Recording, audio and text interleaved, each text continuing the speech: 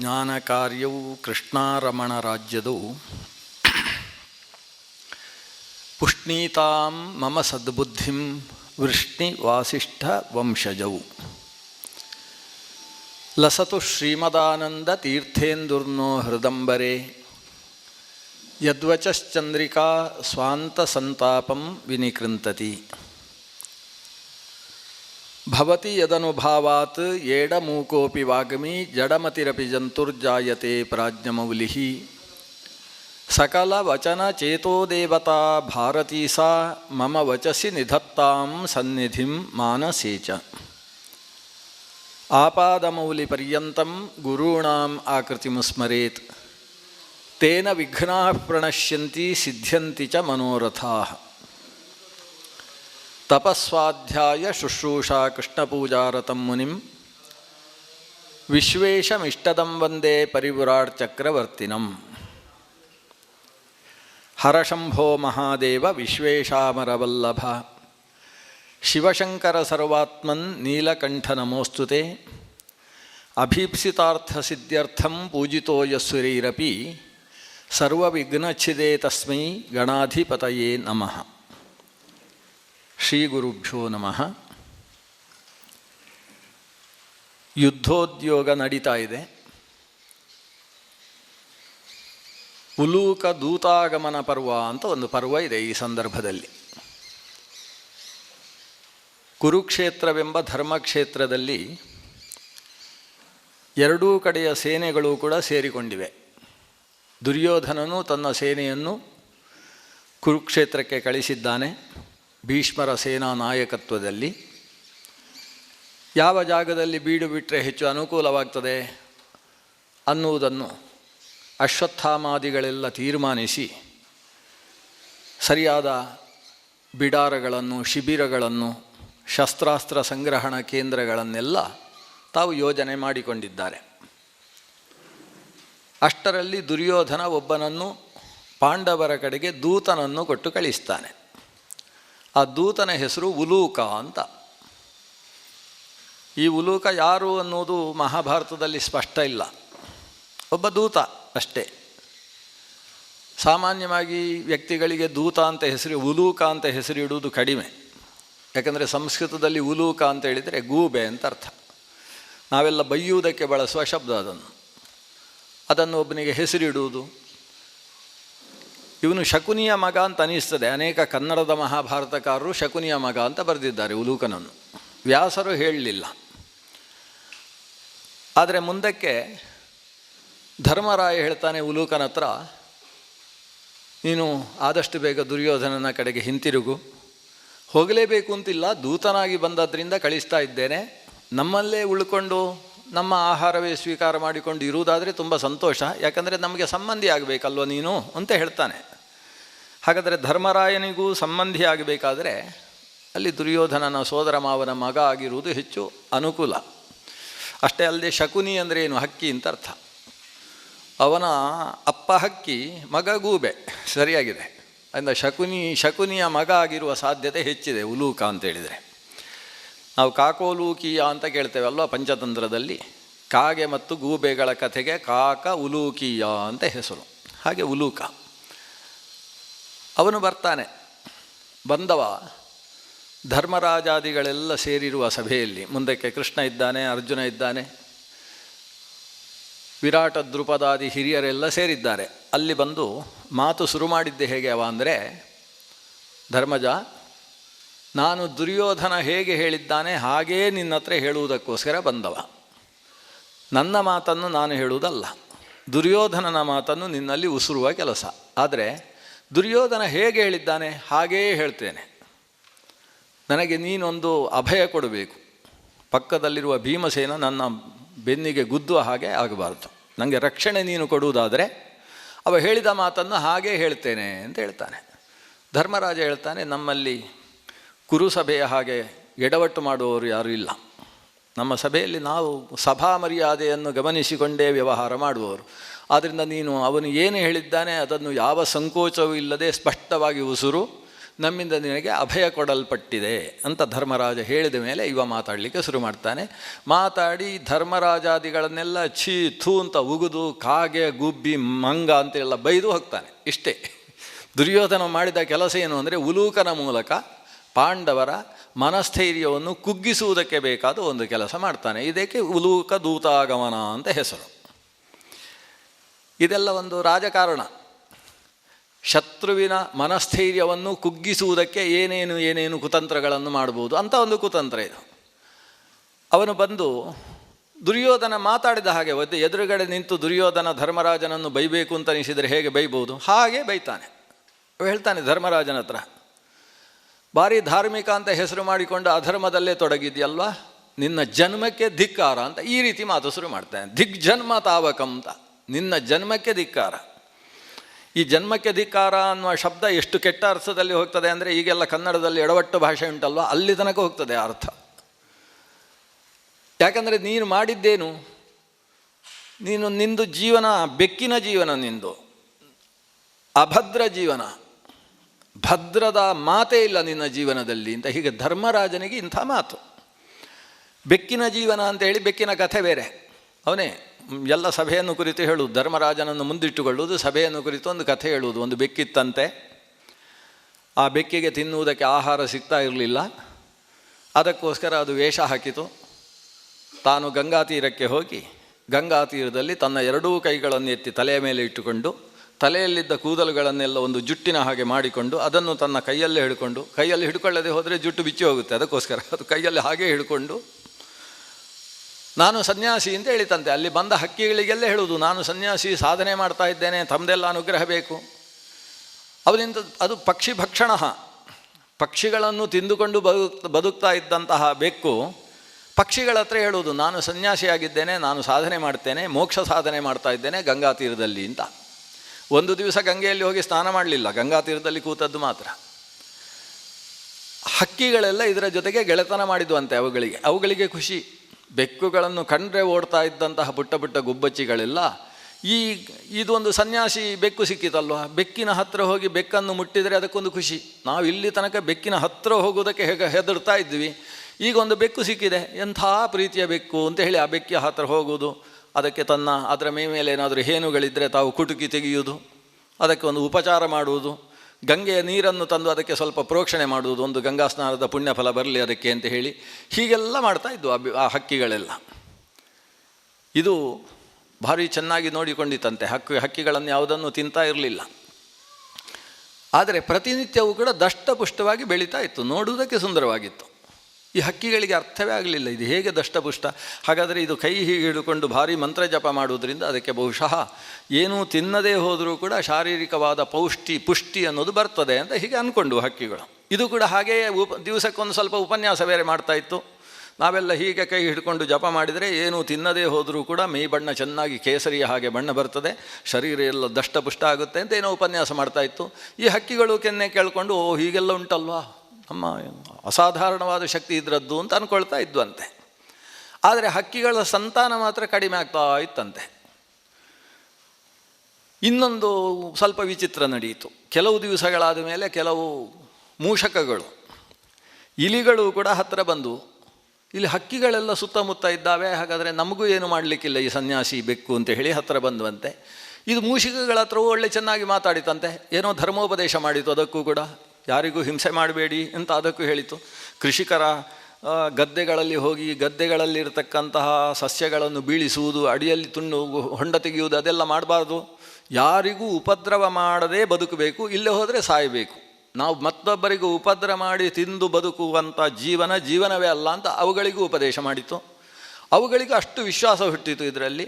ಆಮೇಲೆ ಅವುಗಳು ಇದರ ಗೆಳೆಯರಾದುವಂತೆ. ಅವುಗಳೆಲ್ಲ ಇವನ್ನು ಮಾವ ಅಂತ ಹೇಳಿಕೊಂಡು ಜೀವನ ಮಾಡ್ತಾಯಿದ್ವು. ಮಾತುಲ ಅಂತಲೇ ಮಾತುಕತೆ ಹಾಗೆ ಅದರದ್ದು, ನಮ್ಮ ಮಾತುಲ ಅಂತ ಹೇಳಿ ಅದರ ಸೇವೆ ಮಾಡ್ತಾಯಿದ್ವು.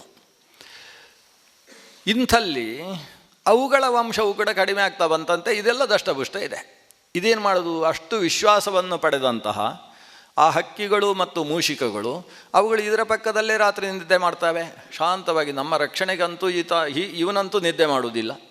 ನಾವು ರಾತ್ರಿ ಸೂರ್ಯಾಸ್ತ ಆದ ಕೂಡಲೇ ನಿದ್ದೆ ಮಾಡುವವರು. ಈ ಮೂಷಿಕ ಒಂದು ಬಿಡಾಲ ಹೀಗೆ ಹಿಡ್ಕೊಂಡು ಕೂತಿದೆ ಅಂತ ಹೇಳಿದರೆ ನಮಗೇನು ಅನರ್ಥ ಆಗಲಿಕ್ಕೆ ಸಾಧ್ಯ ಇಲ್ಲ, ಇವನ ರಕ್ಷಣೆ ಇದೆ ಅಂತ ಧೈರ್ಯದಿಂದ ಮಲ್ಕೊಳ್ತವೆ. ಮಲ್ಕೊಂಡಾಗ ಯಾವುದು ತುಂಬ ಮುದುಕಾಗಿದೆ ಅಂಥದ್ದನ್ನು ತಿನ್ನುವುದಂತೆ ಇದು. ಇನ್ನು ನಾಳೆಯೋ ನಾಡಿದ್ದೋ ಸಾಯುವಂತಹ ಮೂಷಕ ಉಂಟಲ್ಲ, ಅದನ್ನು ತಿನ್ನುವುದು. ಇದರಿಂದ ಅವರಿಗೆ ಯಾರಿಗೂ ಕೂಡ ಒಂದು ಹೋಯಿತು ಅಂತ ಲೆಕ್ಕಕ್ಕೆ ಸಿಗುವುದಿಲ್ಲ ಅಂತ ಏನೋ ಲೆಕ್ಕಾಚಾರ ಇದರದ್ದು. ಹೀಗೆ ಮಾಡಿಕೊಂಡು ಅದು ಚೆನ್ನಾಗಿ ದಷ್ಟಪುಷ್ಟವಾಗಿದೆ. ಆಮೇಲೆ ಯಾಕೋ ನಮ್ಮ ಹಿರಿಯರ ಸಂಖ್ಯೆ ಕಡಿಮೆ ಆಗ್ತಾ ಉಂಟಲ್ವ, ಯುವಕರ ಸಂಖ್ಯೆ ಜಾಸ್ತಿ ಆಗ್ತಾ ಉಂಟಲ್ವ ಅಂತ ಇವುಗಳಿಗೆ ಅನಿಸ್ಲಿಕ್ಕೆ ಶುರು ಆಯಿತು. ಮೂಷಕಗಳಿಗೆ ಲೆಕ್ಕಾಚಾರ ಹಾಕಿದರು. ನಾವು ಬೆಳಿಗ್ಗೆ ನದಿಯ ಹತ್ತಿರ ಹೋಗಿ ಬರುವಾಗ ಒಂದೊಂದೇ ಸಂಖ್ಯೆ ಕಡಿಮೆ ಆಗ್ತದೆ ಅಂತ ಅದಕ್ಕೆ ಲೆಕ್ಕಾಚಾರ ಶುರು ಆಯಿತು. ಓ, ಹಾಗಾದರೆ ಹೀಗೆ ನಡೀತದೆ. ಒಂದು ಕದ್ದು ಮುಚ್ಚಿ ನಾನು ನೋಡ್ತೇನೆ ಅಂತ ದುರ್ದುಕ ಅಂತ ಅದಕ್ಕೆ ಹೆಸರಂತೆ. ಅದು ಬದಿಯಲ್ಲಿ ನಿಂತು ನೋಡಿತಂತೆ. ನೋಡಿದಾಗ ಇದು ಮಾಡ್ತಾ ಇರುವ ಅಚಾತುರ್ಯ ಅನಾಚಾರ ಎಲ್ಲ ಗೊತ್ತಾಯಿತು. ಗೊತ್ತಾದ ಮೇಲೆ ಅವುಗಳೆಲ್ಲ ಓಡಿ ಹೋದ್ವಂತೆ. ಓಡಿ ಹೋದ ಮೇಲೆ ಇದು ಮತ್ತೆ ಹೊಟ್ಟೆಗೆ ಸಿಗುವುದಕ್ಕೋಸ್ಕರ ಮತ್ತೆ ತನ್ನ ಕೆಲಸ ಮಾಡಿ ತಾನೇ ಕಷ್ಟಪಟ್ಟು ಹೊಟ್ಟೆ ತುಂಬಿಸುವ ಕೆಲಸ ಶುರು ಮಾಡಿತು. ನೀನು ಆ ಬಿಡಾಲಕ್ಕಿಂತ ಏನೂ ವ್ಯತ್ಯಾಸ ಅಲ್ಲ, ಥೂ ಅಂತ ಬೈತಾನೆ. ಮತ್ತೆ ಧಿಕ್ ಧಿಕ್ ಅಂತಾನೆ ಮತ್ತೆ. ಯಾಕಂದರೆ ನಮ್ಮ ಹತ್ರ ಬಂದು ಹೇಳಿದ್ಯಾ 5 ಗ್ರಾಮ ಆದರೂ ಕೊಡಿ ಸಾಕು, ಯುದ್ಧ ಬೇಡ ಅಂದರೆ ಏನು, ಹೋರಾಟ ಮಾಡಿ ತೆಗೆದುಕೊಳ್ಳುವಷ್ಟು ಶಕ್ತಿ ಇಲ್ಲ, ಹೋರಾಡುವ ಆ ಒಂದು ಬುದ್ಧಿಯೇ ಇಲ್ಲ. ಆಲಸ್ಯ ಅಂದರೆ ಆಲಸ್ಯ, ಕೂತು ತಿನ್ನುವಂಥ ಭಾವ. ಅದಕ್ಕೆ ಇಡೀ ಅರ್ಧ ರಾಜ್ಯ ಕೊಡೋಲ್ಲ ಅಂದರೆ 5 ಗ್ರಾಮ ಆದರೂ ಸಾಕು, ಕೂತುಕೊಂಡು ತಿಂತೇವೆ, ಇಷ್ಟೇ ನಿಮ್ಮ ಬುದ್ಧಿ, ಸಿಕ್ಕಿದ್ದನ್ನು ತೆಗೊಳ್ಳುವ ಅಂತ. ಈಗ ಹೋರಾಡುವ ಅನಿವಾರ್ಯತೆ ಬಂತು. ಈ ದುರ್ಯೋಧನ ಏನು ಸೂಚ್ಯಗ್ರವನ್ನು ಕೊಡುವುದಿಲ್ಲ ಅಂತ ಹೇಳಿ ಆಯಿತು. ಇಷ್ಟಾದಾಗ ಅನಿವಾರ್ಯತೆ ಬಂದದ್ದಕ್ಕೆ ಈಗ ಹೋರಾಡ್ತೇನೆ ಅಂತ ಬರ್ತಿ. ಇಲ್ಲಿಯ ತನಕ ನಿನ್ನಲ್ಲಿದ್ದಂತಹ ಧರ್ಮ ಎಲ್ಲಿ ಹೋಯಿತು? ಬಂಧುಗಳು ಯಾವತ್ತೂ ಹೋರಾಡಬಾರ್ದು, ಅದಕ್ಕೋಸ್ಕರ ನಾನು ಕಾಡಿಗೆ ಹೋಗ್ತೇನೆ, ಕಾಡಿನಲ್ಲೇ ಇರ್ತೇನೆ ಅಂತ ಹೇಳಿದವ ಈಗ ಇದ್ದಕ್ಕಿದ್ದಾಗೆ ಯುದ್ಧಕ್ಕೆ ಬಂದಿದೆಯಲ್ಲ. ಏನು ಭೀಷ್ಮಾಚಾರ್ಯರು ದ್ರೋಣಾಚಾರ್ಯರು ನಿನ್ನೆ ಮುಂದೆ ಹೋರಾಡುವುದಿಲ್ಲವೇನು? ಅವರನ್ನು ಯುದ್ಧಕ್ಕೆ ಅಣಿಗೊಳಿಸಿದ್ದೇನೆ, ಅವರ ಜೊತೆಗೆ ಹೋರಾಡಬೇಕಾದ ಅನಿವಾರ್ಯತೆ ಬರ್ತದೆ, ಮರ್ಯಾದೆಗೆಟ್ಟವ, ಕಾಡಿಗೆ ಹೋಗಿ ಬದುಕುವುದು ಕ್ಷೇಮ ಅಂತ ಇದೆಲ್ಲ ಉಪದೇಶ ಮಾಡ್ತಾನೆ ಧರ್ಮರಾಜನಿಗೆ. ಪಕ್ಕದಲ್ಲಿ ಕೃಷ್ಣ ಇದ್ದಾನೆ. ದುರ್ಯೋಧನ ಹೇಳಿದ್ದಾನೆ, ಇವರನ್ನು ನೋಡಿ ಹೀಗೆ ಬೈಬೇಕು. ಬೈಯುವಾಗ ಅವರ ಮುಖ ನೋಡಬೇಡ, ಸುಮ್ಮನೆ ಅವರ ಹೊಟ್ಟೆ ನೋಡಿಕೊಂಡು ಬೈ ಅಷ್ಟೇ. ಅವರ ಮುಖ ನೋಡಿದರೆ ನಿನಗೆ ಹೆದರಿಕೆ ಆದೀತು, ಬೈಯುವುದು. ಬೈದಾದ ಮೇಲೆ ಅವರು ಕೊಟ್ಟದ್ದು ಏನು ತಿನ್ನಬೇಡ, ಹೊರಟು ಬಂದುಬಿಡು ಅಂತ ದುರ್ಯೋಧನ ಕಳಿಸಿದ್ದಾನೆ ಉಲೂಕನನ್ನು. ಕೃಷ್ಣನ ಹತ್ರ ಹೇಳ್ತಾನೆ ಉಲೂಕ, ನಿಂದು ಸರ್ಕಸ್ಸುಗಳು, ಇಂದ್ರಜಾಲಗಳು, ಮಾಯೆಗಳು, ವಂಚನೆಗಳು ಇನ್ನು ಮುಂದೆ ಯಾವುದು ನಡೆಯುವುದಿಲ್ಲ, ಜಾಗ್ರತೆ ಅಂತ ನೇರಕ್ಕೆ ನೇರೆ ದುರ್ಯೋಧನ ಮಾತಾಡಿದ ಹಾಗೆ ಮಾತಾಡ್ತಾನೆ. ಅದೇನೋ ಮೊನ್ನೆ ಸಭೆಯಲ್ಲಿ ಬಂದು ವಿಶ್ವರೂಪ ಅಂತ ಏನೋ ಒಂದು ಇಂದ್ರಜಾಲ ಮಾಡಿ ಹೋದಿಯಲ್ವ, ಅದೆಲ್ಲ ಇವನ ಪ್ರಕಾರ ಇಂದ್ರಜಾಲ ಅಂತೆ. ನ ಮಾಯಾ ನೇಂದ್ರಜಾಲಂವ ಗದಾಪಾಣೇಹೆ. ಕೌರವ ಗದಾಪಾಣಿಯಾಗಿ ನಿಂತಾಗ ನಿನ್ನ ಇಂದ್ರಜಾಲವೂ ನಡೆಯುವುದಿಲ್ಲ, ಏನೂ ನಡೆಯುವುದಿಲ್ಲ ಅಂತ. ಅಂದರೆ ಶ್ರೀಕೃಷ್ಣನ ಅನುಭವದ ಬಗ್ಗೆ, ಮಾಹಾತ್ಮ್ಯದ ಬಗ್ಗೆ ದುರ್ಯೋಧನನಿಗೆ ಕಿಂಚಿತ್ತೂ ನಂಬಿಕೆ ಇಲ್ಲ. ದುರ್ಯೋಧನ ಅನೇಕ ಮಂತ್ರಗಳನ್ನು ತಾನು ಸಿದ್ಧಿ ಮಾಡಿಕೊಂಡಿದ್ದಾನೆ. ದುರ್ವಾಸರ ಕೈಯಿಂದ ಪಡೆದ ಉಪದೇಶ ಅಂತೆ. ಅವನಿಗೆ 30,000 ಮಂತ್ರದ ಉಪದೇಶ ಇತ್ತು ಅಂತ ಒಂದು ಸಂದರ್ಭದಲ್ಲಿ ಮಹಾಭಾರತ ಹೇಳ್ತದೆ.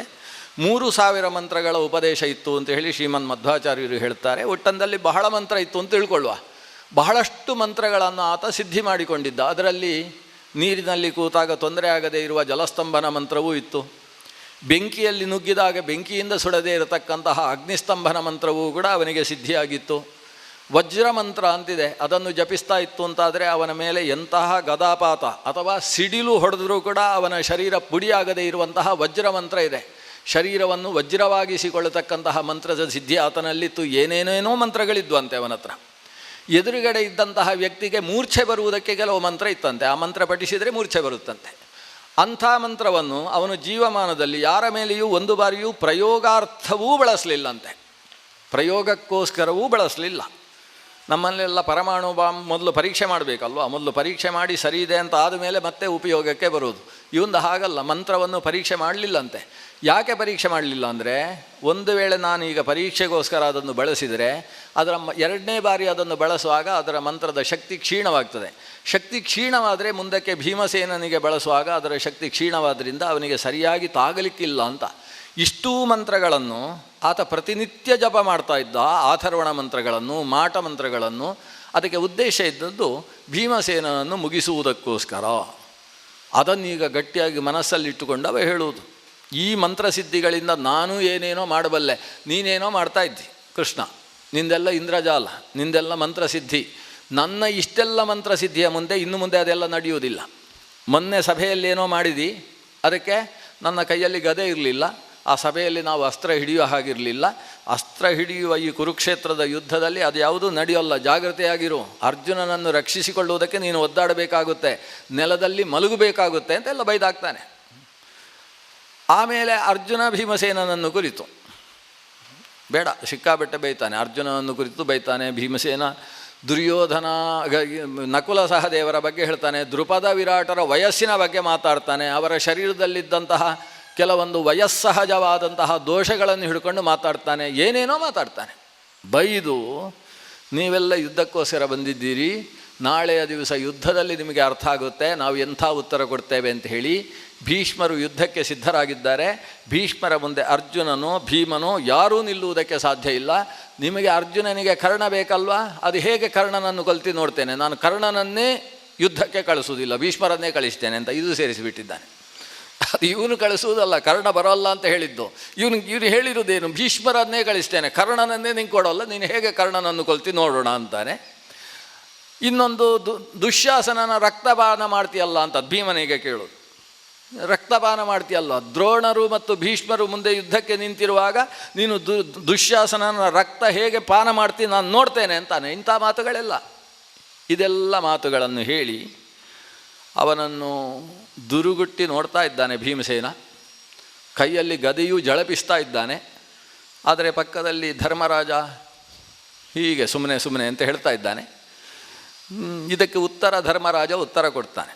ಧರ್ಮರಾಜ ಒಂದು 4 ಶ್ಲೋಕದಲ್ಲಿ ಉತ್ತರ ಕೊಡ್ತಾನೆ. ಅವನ ಉತ್ತರ ಏನು ಅಂತ ಹೇಳಿದರೆ, ಧರ್ಮ ಅಂದರೆ ಏನು ಅಂತ ದುರ್ಯೋಧನನ ಸ್ವಲ್ಪ ಬಿಡಿಸಿ ಹೇಳಬೇಕಾಗ್ತದೆ. ಅವನಿಗೆ ನಾನು ಧರ್ಮೋಪದೇಶ ಮಾಡಿ ಪ್ರಯೋಜನ ಇಲ್ಲ. ನಾನು ಮಾಡಿದ್ದು ಧರ್ಮವೋ ಅಧರ್ಮವೋ ಅನ್ನೋದು ಭಗವಂತ ಕೃಷ್ಣನಿಗೆ ಗೊತ್ತು, ನಿಮ್ಮ ಮನೆಯಲ್ಲಿರತಕ್ಕಂತಹ ದ್ರೋಣಾಚಾರ್ಯರು ಭೀಷ್ಮಾಚಾರ್ಯರಿಗೆ ಗೊತ್ತು. ಯಾವುದು ಧರ್ಮ ಯಾವುದು ಅಧರ್ಮ ಅಂತ ಹಿರಿಯರ ಹತ್ರ ಅವ ಕೇಳಿಕೊಳ್ಳಿ, ನನಗಿಂತ ಉಪದೇಶ ಮಾಡುವುದಕ್ಕೆ ಅವನಿನ್ನೊಬ್ಬರನ್ನು ಕಳಿಸಬೇಕಾಗಿಲ್ಲ ಅಂತ ದಿಟ್ಟವಾಗಿಯೇ ಮಾತಾಡಿದ. ಆಮೇಲೆ ಇನ್ನು ಮುಂದಿದ್ದು ನನ್ನ ಅರ್ಜುನ ಹೇಳ್ತಾನೆ ಅಂದ. ಯಾಕಂದರೆ ಇಷ್ಟೆಲ್ಲ ಕೆಟ್ಟದಾಗಿ ಬೈದಿದ್ದಾನಲ್ವ, ಇದಕ್ಕೆ ಸರಿಯಾಗಿ ಹೇಳಬೇಕಾದ್ರೆ ಅರ್ಜುನನೇ ಸರಿ. ಮುಂದಿದ್ದು ಅರ್ಜುನ ಹೇಳ್ತಾನೆ, ಅದನ್ನು ದುರ್ಯೋಧನನಿಗೆ ಹೇಳು ಅಂತ. ಅರ್ಜುನ ಏನು ಒಂದೇ ಮಾತು ಹೇಳಿದ. ಒಂದು ಮಾತಿಗೆ ಮಾತನ್ನು ಉತ್ತರ ಕೊಡುವುದು ಷಂಡರು ಅಂತ ಹೇಳಿದವ. ಮಾತಿಗೆ ಮಾತು ಷಂಡಾವಿ ವಚನೋತ್ತರಾಹ ಅಂತ. ಮಾತಿಗೆ ಮತ್ತೊಂದು ಮಾತಿನಿಂದ ಉತ್ತರ ಕೊಡುವುದು ಅದು ಷಂಡತನ. ನಮ್ದು ಹಾಗಲ್ಲ, ಈ ಗಾಂಡೀವ ಉತ್ತರ ಕೊಡ್ತದೆ ಅಂತ ಹೇಳಿ ಹೋಗು, ನಾಳೆಯ ದಿವಸಕ್ಕೆ ಅದು ಉತ್ತರ, ಇಷ್ಟೂ ಮಾತುಗಳಿಗೆ ಉತ್ತರ ನಾಳೆ ಸಿಗ್ತದೆ ಅಂತ ಹೇಳಿ ಹೋಗು ಅಂತ ಹೇಳಿದ. ಗಾಂಡೀವವನ್ನು ನೆಲಕ್ಕೆ ಒತ್ತಿದ. ಇವು ಹೆದರುಕೊಂಡು ಎದ್ದು ಓಡಿದಂತೆ.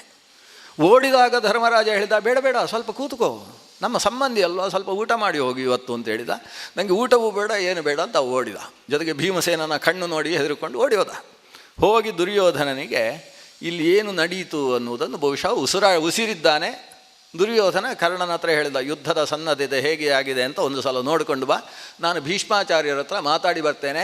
ಯಾಕಂದರೆ ಉಲೂಕ ಹೇಳ್ತಾ ಇದ್ದಾನೆ, ಮೊದಲು ಭೀಷ್ಮನನ್ನು ಮುಗಿಸ್ತೇನೆ ಅಂತ ಅರ್ಜುನ ಹೇಳಿದ್ದಾನಂತೆ. ಅದು ಎಷ್ಟೊತ್ತಿಗೆ ಹೇಳಿದ ಅಂತ ಗೊತ್ತಿಲ್ಲ, ಇದರಲ್ಲಿ ಬರಲಿಲ್ಲ.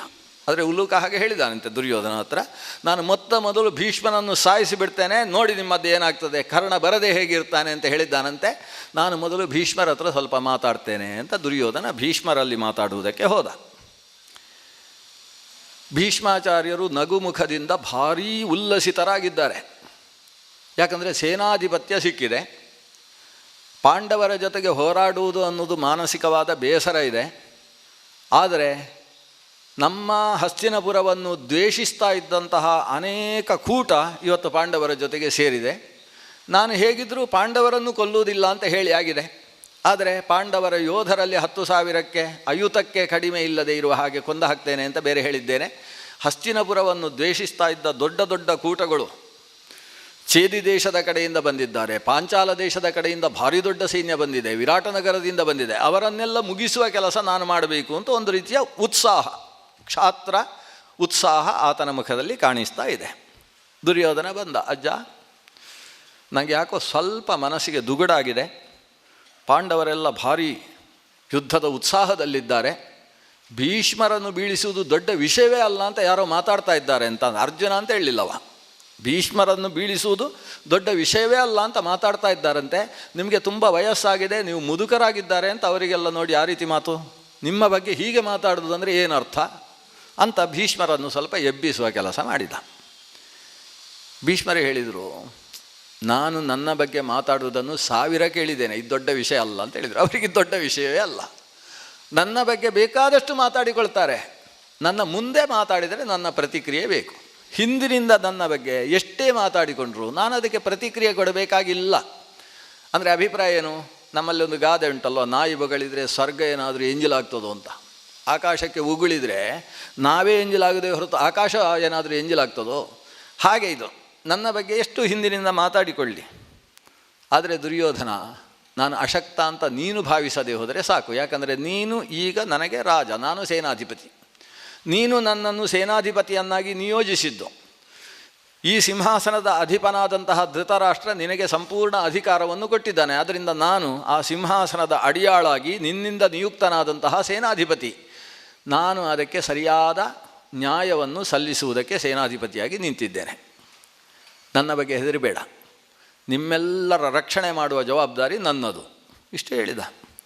ಆಗ ದುರ್ಯೋಧನ ಕೇಳ್ತಾನೆ, ನಾವು ಹೋರಾಡಬೇಕಾದ್ರೆ ನಮ್ಮ ಸೇನೆಯಲ್ಲಿ ಎಷ್ಟು ಬಲ ಇದೆ, ಯಾರು ಅತಿರಥರು, ಯಾರು ಮಹಾರಥರು, ಯಾರು ಚಿಕ್ಕ ರಥರು, ಯಾರು ಅರ್ಧರಥರು, ಅಲ್ಲಿಯ ತನಕ ಯಾರ ಸಾಮರ್ಥ್ಯ ಏನು ಅನ್ನುವುದನ್ನು ಸ್ವಲ್ಪ ವಿವರಿಸಿ ಹೇಳಬೇಕು ಅಂತ ಭೀಷ್ಮರ ಹತ್ರ ಕೇಳಿದರೆ, ಭೀಷ್ಮಾಚಾರ್ಯರು ಕೂತುಕೋ ಅಂತ ಹೇಳ್ತಾರೆ. ನಿಂತುಕೊಂಡು ಕೇಳುವಷ್ಟು ಚಿಕ್ಕ ವಿಷಯ ಅಲ್ಲ, ಸ್ವಲ್ಪ ವಿಸ್ತಾರವಾಗಿದೆ, ಕೂತುಕೋ ಅಂತ ಹೇಳಿ ಆತನಿಗೆ ಯಾರ ಸಾಮರ್ಥ್ಯ ಏನು ಅನ್ನುವುದನ್ನು ವಿವರಿಸ್ತಾ ಹೋಗ್ತಾನೆ.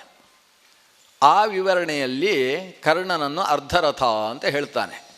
ಕರ್ಣ ನಿಜವಾಗಿ ಆ ಸಭೆಗೆ ಬರಬಾರ್ದಿತ್ತು, ಮೊದಲೇ ತೀರ್ಮಾನ ಆಗಿತ್ತು. ಕರ್ಣ ಭೀಷ್ಮಾಚಾರ್ಯರು ಯುದ್ಧದಲ್ಲಿ ಇರುವಲ್ಲಿಯ ತನಕ ತಾನು ಪ್ರವೇಶಿಸುವುದಿಲ್ಲ ಅಂತ ತೀರ್ಮಾನ ಆಗಿತ್ತು. ಆದರೆ ಯುದ್ಧೋದ್ಘೋಷ ಇನ್ನೂ ಆಗಲಿಲ್ಲಲ್ವ, ಯುದ್ಧ ಪ್ರಾರಂಭವಾಗಲಿಲ್ಲ. ಪೂರ್ವಭಾವಿ ಸಭೆ ಅಂತೇಳಿ ಆತ ಬಂದಿದ್ದ. ಅವನ ಮುಂದೆಯೇ ಒಬ್ಬೊಬ್ಬರ ಬಗ್ಗೆ ಹೇಳ್ತಾ ಕರ್ಣನನ್ನು ಅರ್ಧರಥ ಅಂತ ಉಲ್ಲೇಖ ಮಾಡ್ತಾನೆ. ಅದರಿಂದ ಕರ್ಣನಿಗೆ ಯದ್ವಾತದ್ವ ಸಿಟ್ಟು ಬರುತ್ತೆ. ಪರಸ್ಪರ ಭೀಷ್ಮಾಚಾರ್ಯರಿಗೂ ಕರ್ಣನಿಗೂ ಒಂದು ರೀತಿಯ ವಾಗ್ವಿವಾದ ನಡೆಯುತ್ತೆ. ಒಬ್ಬರನ್ನು ಒಬ್ಬರು ಹೊಡೆದು ಹಾಕುವಲ್ಲಿಯ ತನಕ ಅದು ಮುಂದುವರಿಯುತ್ತೆ. ದುರ್ಯೋಧನ ಅದನ್ನು ಶಮನಗೊಳಿಸ್ತಾನೆ ಅನ್ನೋದು ಇಲ್ಲಿಯ ಪ್ರಕರಣ. ನಾವು ಅತಿರಥ ಮಹಾರಥರ ಬಗ್ಗೆ, ಇದರಲ್ಲಿ ಮಹಾರಥ ಅತಿರಥ ಅಂದರೆ ಏನು? ಮಹಾರಥ ಅಂದರೆ ದೊಡ್ಡ ಬಿಲ್ಗಾರ ಅಂತ ಅರ್ಥ ಅಷ್ಟೇ. ಲಕ್ಷಣ ಹೇಳಬೇಕಾದ್ರೆ ಏಕೋ ದಶಸಹಸ್ರಾಣಾಂ ಯೋಧಯೇತ್ ಯಸ್ತು ಧನ್ವಿನಾಂ ಶಸ್ತ್ರಶಾಸ್ತ್ರ ವಿಶೇಷಜ್ಞ ಸ ಮಹಾರಥ ಇತಿ ಸ್ಮೃತಃ ಅಂತ ಇದರ ಲಕ್ಷಣವನ್ನು ಮಹಾಭಾರತವೇ ಹೇಳಿದೆ. ಮಹಾರಥ ಅಂತ ಯಾರನ್ನು ಕರೆಯುವುದು ಅಂತ ಹೇಳಿದರೆ, ಏಕಃ ಒಬ್ಬನೇ ನಿಂತುಕೊಂಡು, ದಶಸಹಸ್ರಾಣಾಂ ಯೋಧಯೇತ್ ಯಸ್ತು ಧನ್ವಿನಾಂ 10,000 ಬಿಲ್ಗಾರರ ಜೊತೆಗೆ ಏಕಾಕಿಯಾಗಿ ಹೋರಾಡಬಲ್ಲ ಸಮರ್ಥ ಯಾರಿದ್ದಾನೋ. ಅಷ್ಟೇ ಆದರೆ ಸಾಕಾಗುವುದಿಲ್ಲ. ಶಸ್ತ್ರಶಾಸ್ತ್ರ ವಿಶೇಷಜ್ಞ, ಶಸ್ತ್ರದ ವಿಶೇಷ ಅಂದರೆ ಅದರ ಸಂಧಾನ ಹೇಗೆ ಮಾಡುವುದು, ಪ್ರತಿಸಂಧಾನ ಹೇಗೆ, ಉಪಸಂಹಾರ ಹೇಗೆ, ಇವುಗಳ ಬಗ್ಗೆ ಸ್ಪಷ್ಟವಾದ ಜ್ಞಾನ ಇದ್ದವ. ಮುಂದೆ ಇರತಕ್ಕಂತಹ ಸಮರ್ಥ ವ್ಯಕ್ತಿಗೆ ನಾನು ಎಷ್ಟರ ಮಟ್ಟಿನ ಶಸ್ತ್ರವನ್ನು ಪ್ರಯೋಗಿಸಬೇಕು ಅನ್ನುವುದರ ಪರಿಜ್ಞಾನ ಉಳ್ಳವ, ಎಲ್ಲಿಗೆ ಎಷ್ಟು ಬೇಕು ಅನ್ನುವುದನ್ನು ತಿಳಿಯಬಲ್ಲವ ಅಂಥವನು. ಜೊತೆಗೆ ಶಾಸ್ತ್ರ ವಿಶೇಷಜ್ಞ, ಶಾಸ್ತ್ರದಲ್ಲಿ ಬೇಕಾದರೂ ಯಾವ ವಿಷಯದಲ್ಲೂ ಚರ್ಚೆ ಮಾಡಬಲ್ಲ ವಾಕ್ಯಾರ್ಥ ಪಟುತ ಉಳ್ಳಂತಹ ವ್ಯಕ್ತಿ ಯಾರಿದ್ದಾನೆ, ಸಹ ಮಹಾರಥ ಇತಿ ಸ್ಮೃತಃ, ಅವನನ್ನು ಮಹಾರಥ ಅಂತ ಕರೆಯುವುದು. ಅಂದರೆ ರಥಕ್ಕೂ ಮಹಾರಥಕ್ಕೂ ಸಂಬಂಧ ಇಲ್ಲ. ಏತೇ ಮಹಾರಥಾಹ ಅಂದರೆ ಯಾರು ರಥದಲ್ಲಿ ದೊಡ್ಡ ರಥದಲ್ಲಿ ಕೂತಿದ್ದಾರೆ ಅಂತ ಅರ್ಥ ಅಲ್ಲ. ಅವರ ಸಾಮರ್ಥ್ಯವನ್ನಿಟ್ಟುಕೊಂಡು ಮಹಾರಥರು ಅಂತ ಕೆಲವರನ್ನು ಕರೆಯುವುದು. ಅತಿರಥ ಅಂತೇಳಿದರೆ ಈ ಸಂಖ್ಯೆ ಈಗ 10,000 ಜನರದ್ದು ಅಂತಿತ್ತು, ಅದಕ್ಕಿಂತ ಹೆಚ್ಚು ಜನರ ಜೊತೆಗೂ ಹೋರಾಡಬಲ್ಲ ಅಂತೇಳಿದರೆ ಸಹ ಅತಿರಥ ಇತೀರಿಯತೆ, ಅವನಿಗೆ ಅತಿರಥ ಅಂತ ಹೆಸರು. ಅಂದರೆ ಮಹಾರಥರಿಗಿಂತ ಅತಿರಥರು ದೊಡ್ಡವರು.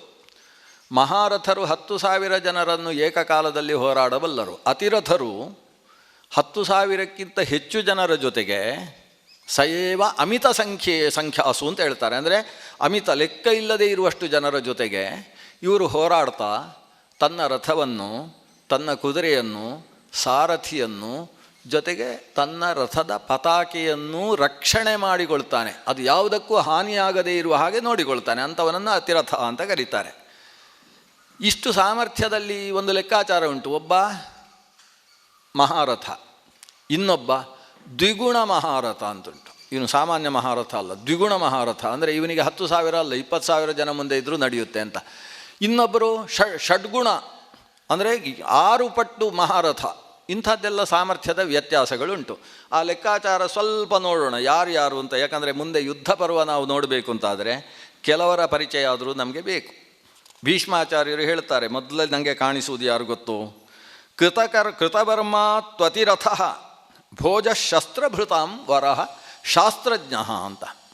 ಒಬ್ಬ ಕೃತವರ್ಮ, ತನ್ನ ಪಕ್ಷದಲ್ಲಿರತಕ್ಕಂತಹ ಕೃತವರ್ಮ ವಸ್ತುತಃ ಆತ ಸಾತ್ವತ ವಂಶದ ರಾಜನಿದ್ದಾನೆ, ಶ್ರೀಕೃಷ್ಣನಿಗೆ ಸಂಬಂಧಿಯಾಗಬೇಕು.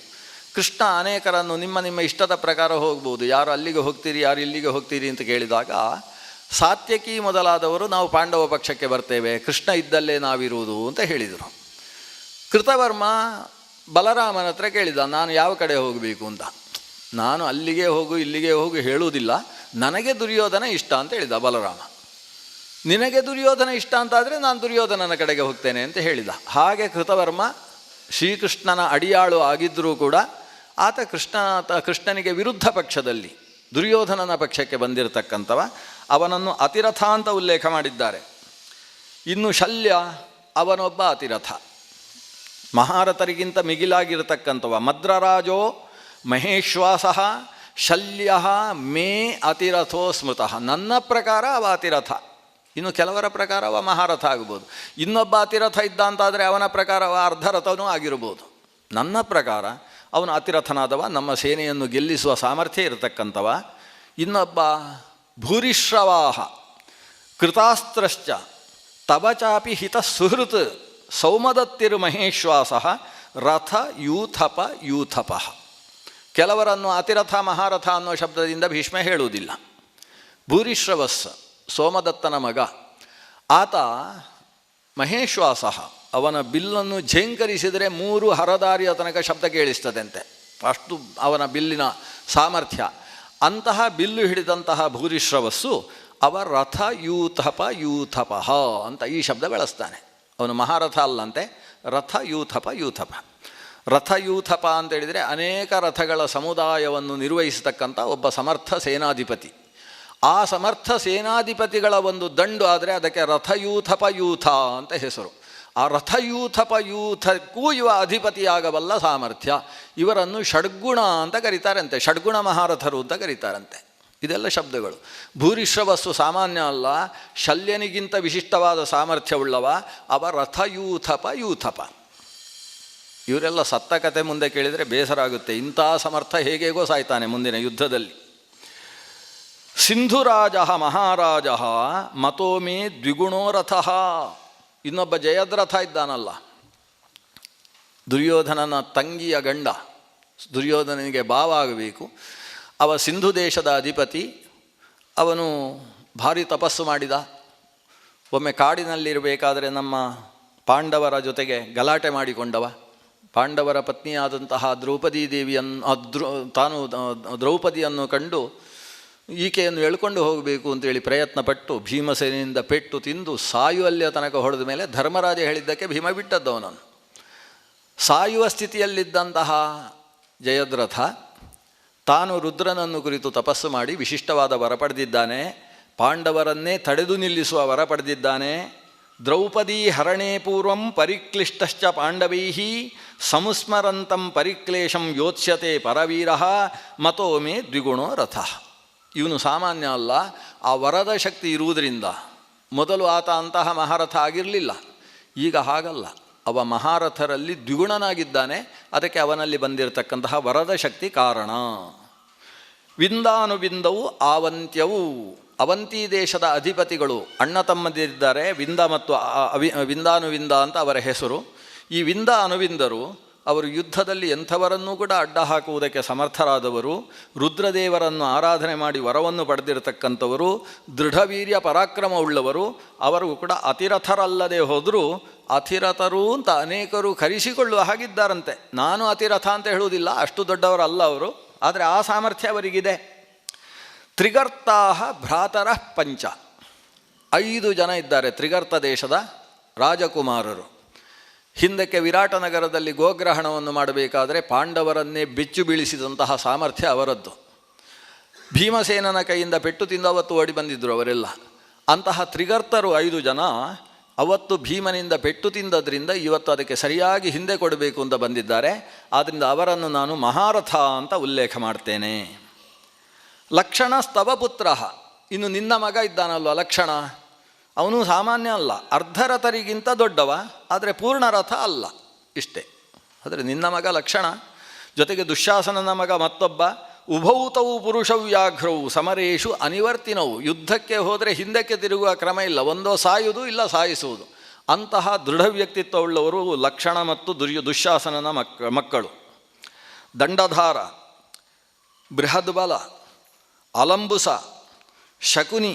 ಶಕುನಿ ರಥ ಏಕಃ ಅಂತಾನೆ. ಶಕುನಿ ಮಾತುಲಸ್ತೇಸೌ ರಥ ಏಕೋ ನರಾಧಿಪ.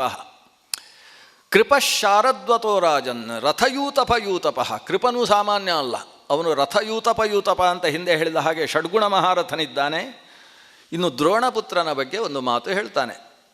ದ್ರೋಣಪುತ್ರ ಅಶ್ವತ್ಥಾಮ, ಅವನು ಮಹಾರಥ ಅಂತಾನೆ. ಮೊದಲು ದ್ರೋಣಪುತ್ರೋ ಮಹೇಶ್ವಾಸಃ ಸರ್ವೇಷಾಮಪಿ ಧನ್ವಿನಾಂ ಸಮರೇ ಚಿತ್ರಯೋಧೀ ಚ ದೃಢಾಸ್ತ್ರಶ್ಚ ಮಹಾರಥಃ ಅಂತ ಮೊದಲು ಮಹಾರಥ ಅಂತ ಹೇಳಿದ. ಆಮೇಲೆ ಇವನ ಬಗ್ಗೆ ಸ್ವಲ್ಪ ತಿಳ್ಕೊಂಡಿರು ಅಂತ ಹೇಳ್ತಾನೆ ದುರ್ಯೋಧನನಿಗೆ. ಈ ಅಶ್ವತ್ಥಾಮನ ಬಗ್ಗೆ ಸ್ವಲ್ಪ ತಿಳ್ಕೊಂಡಿರು, ಅವನು ಮಹಾರಥ, ಆದರೆ ನನ್ನ ಪ್ರಕಾರ ಅವನು ಅರ್ಧರಥನೂ ಅಲ್ಲ ಅಂತ ಹೇಳ್ತಾನೆ. ಈ ಅಶ್ವತ್ಥಾಮ ವಸ್ತುತಃ ಈ ಕುರುಕ್ಷೇತ್ರ ಯುದ್ಧದಲ್ಲಿ ಬಹಳಷ್ಟು ಆಹುತಿ ತಗೊಂಡವರು ಅಂತೇಳಿದರೆ ನಮ್ಮ ಅಶ್ವತ್ಥಾಮಾಚಾರ್ಯರು. ಸಿಕ್ಕಾಬಟ್ಟೆ ಮೊದಲ ಸ್ಥಾನ ಇರುವುದು ಭೀಮಸೇನನಿಗೆ.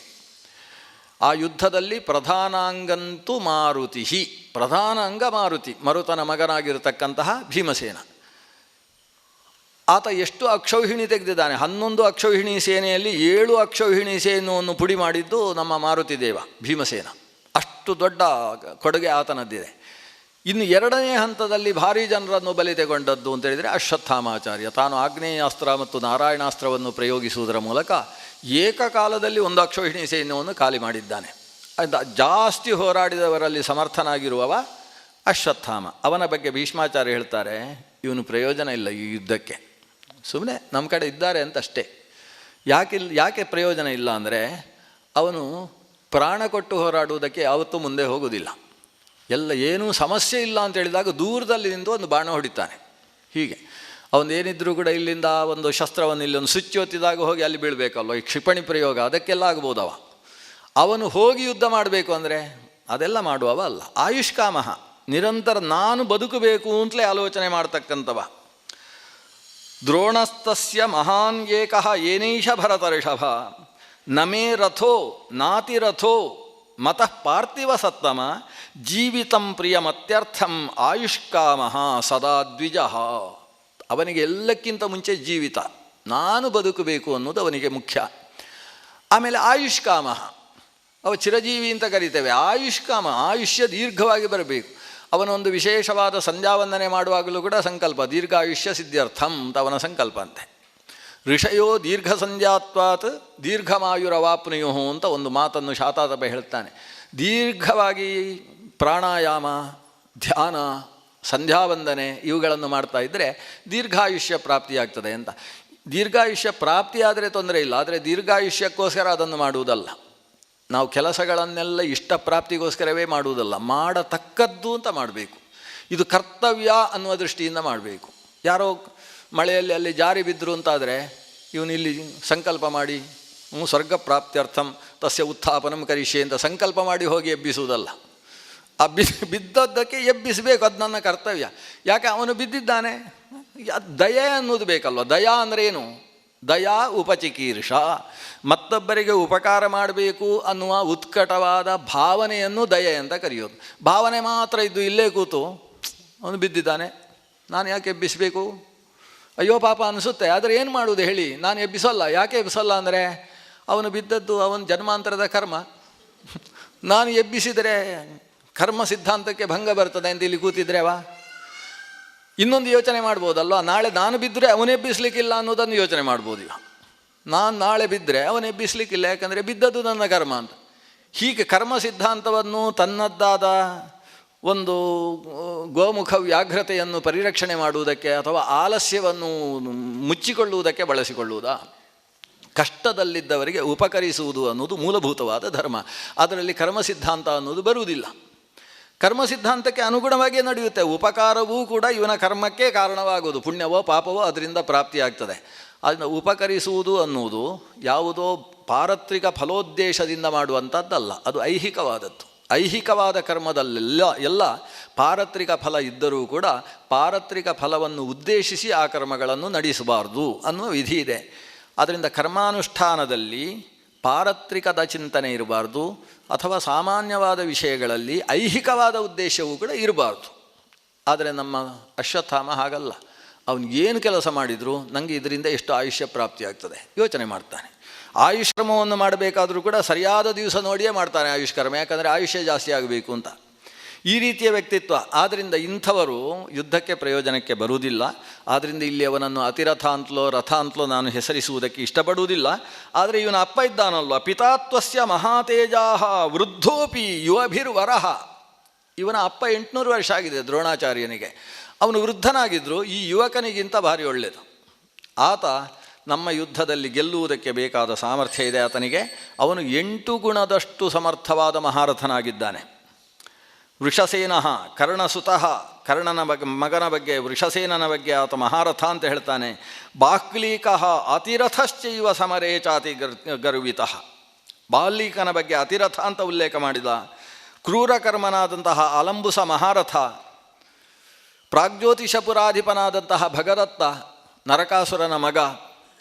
ಅವನು ಗಜಾಂಕುಶಧರ ಶ್ರೇಷ್ಠ ರಥೇ ಚೈವ ವಿಶಾರದ.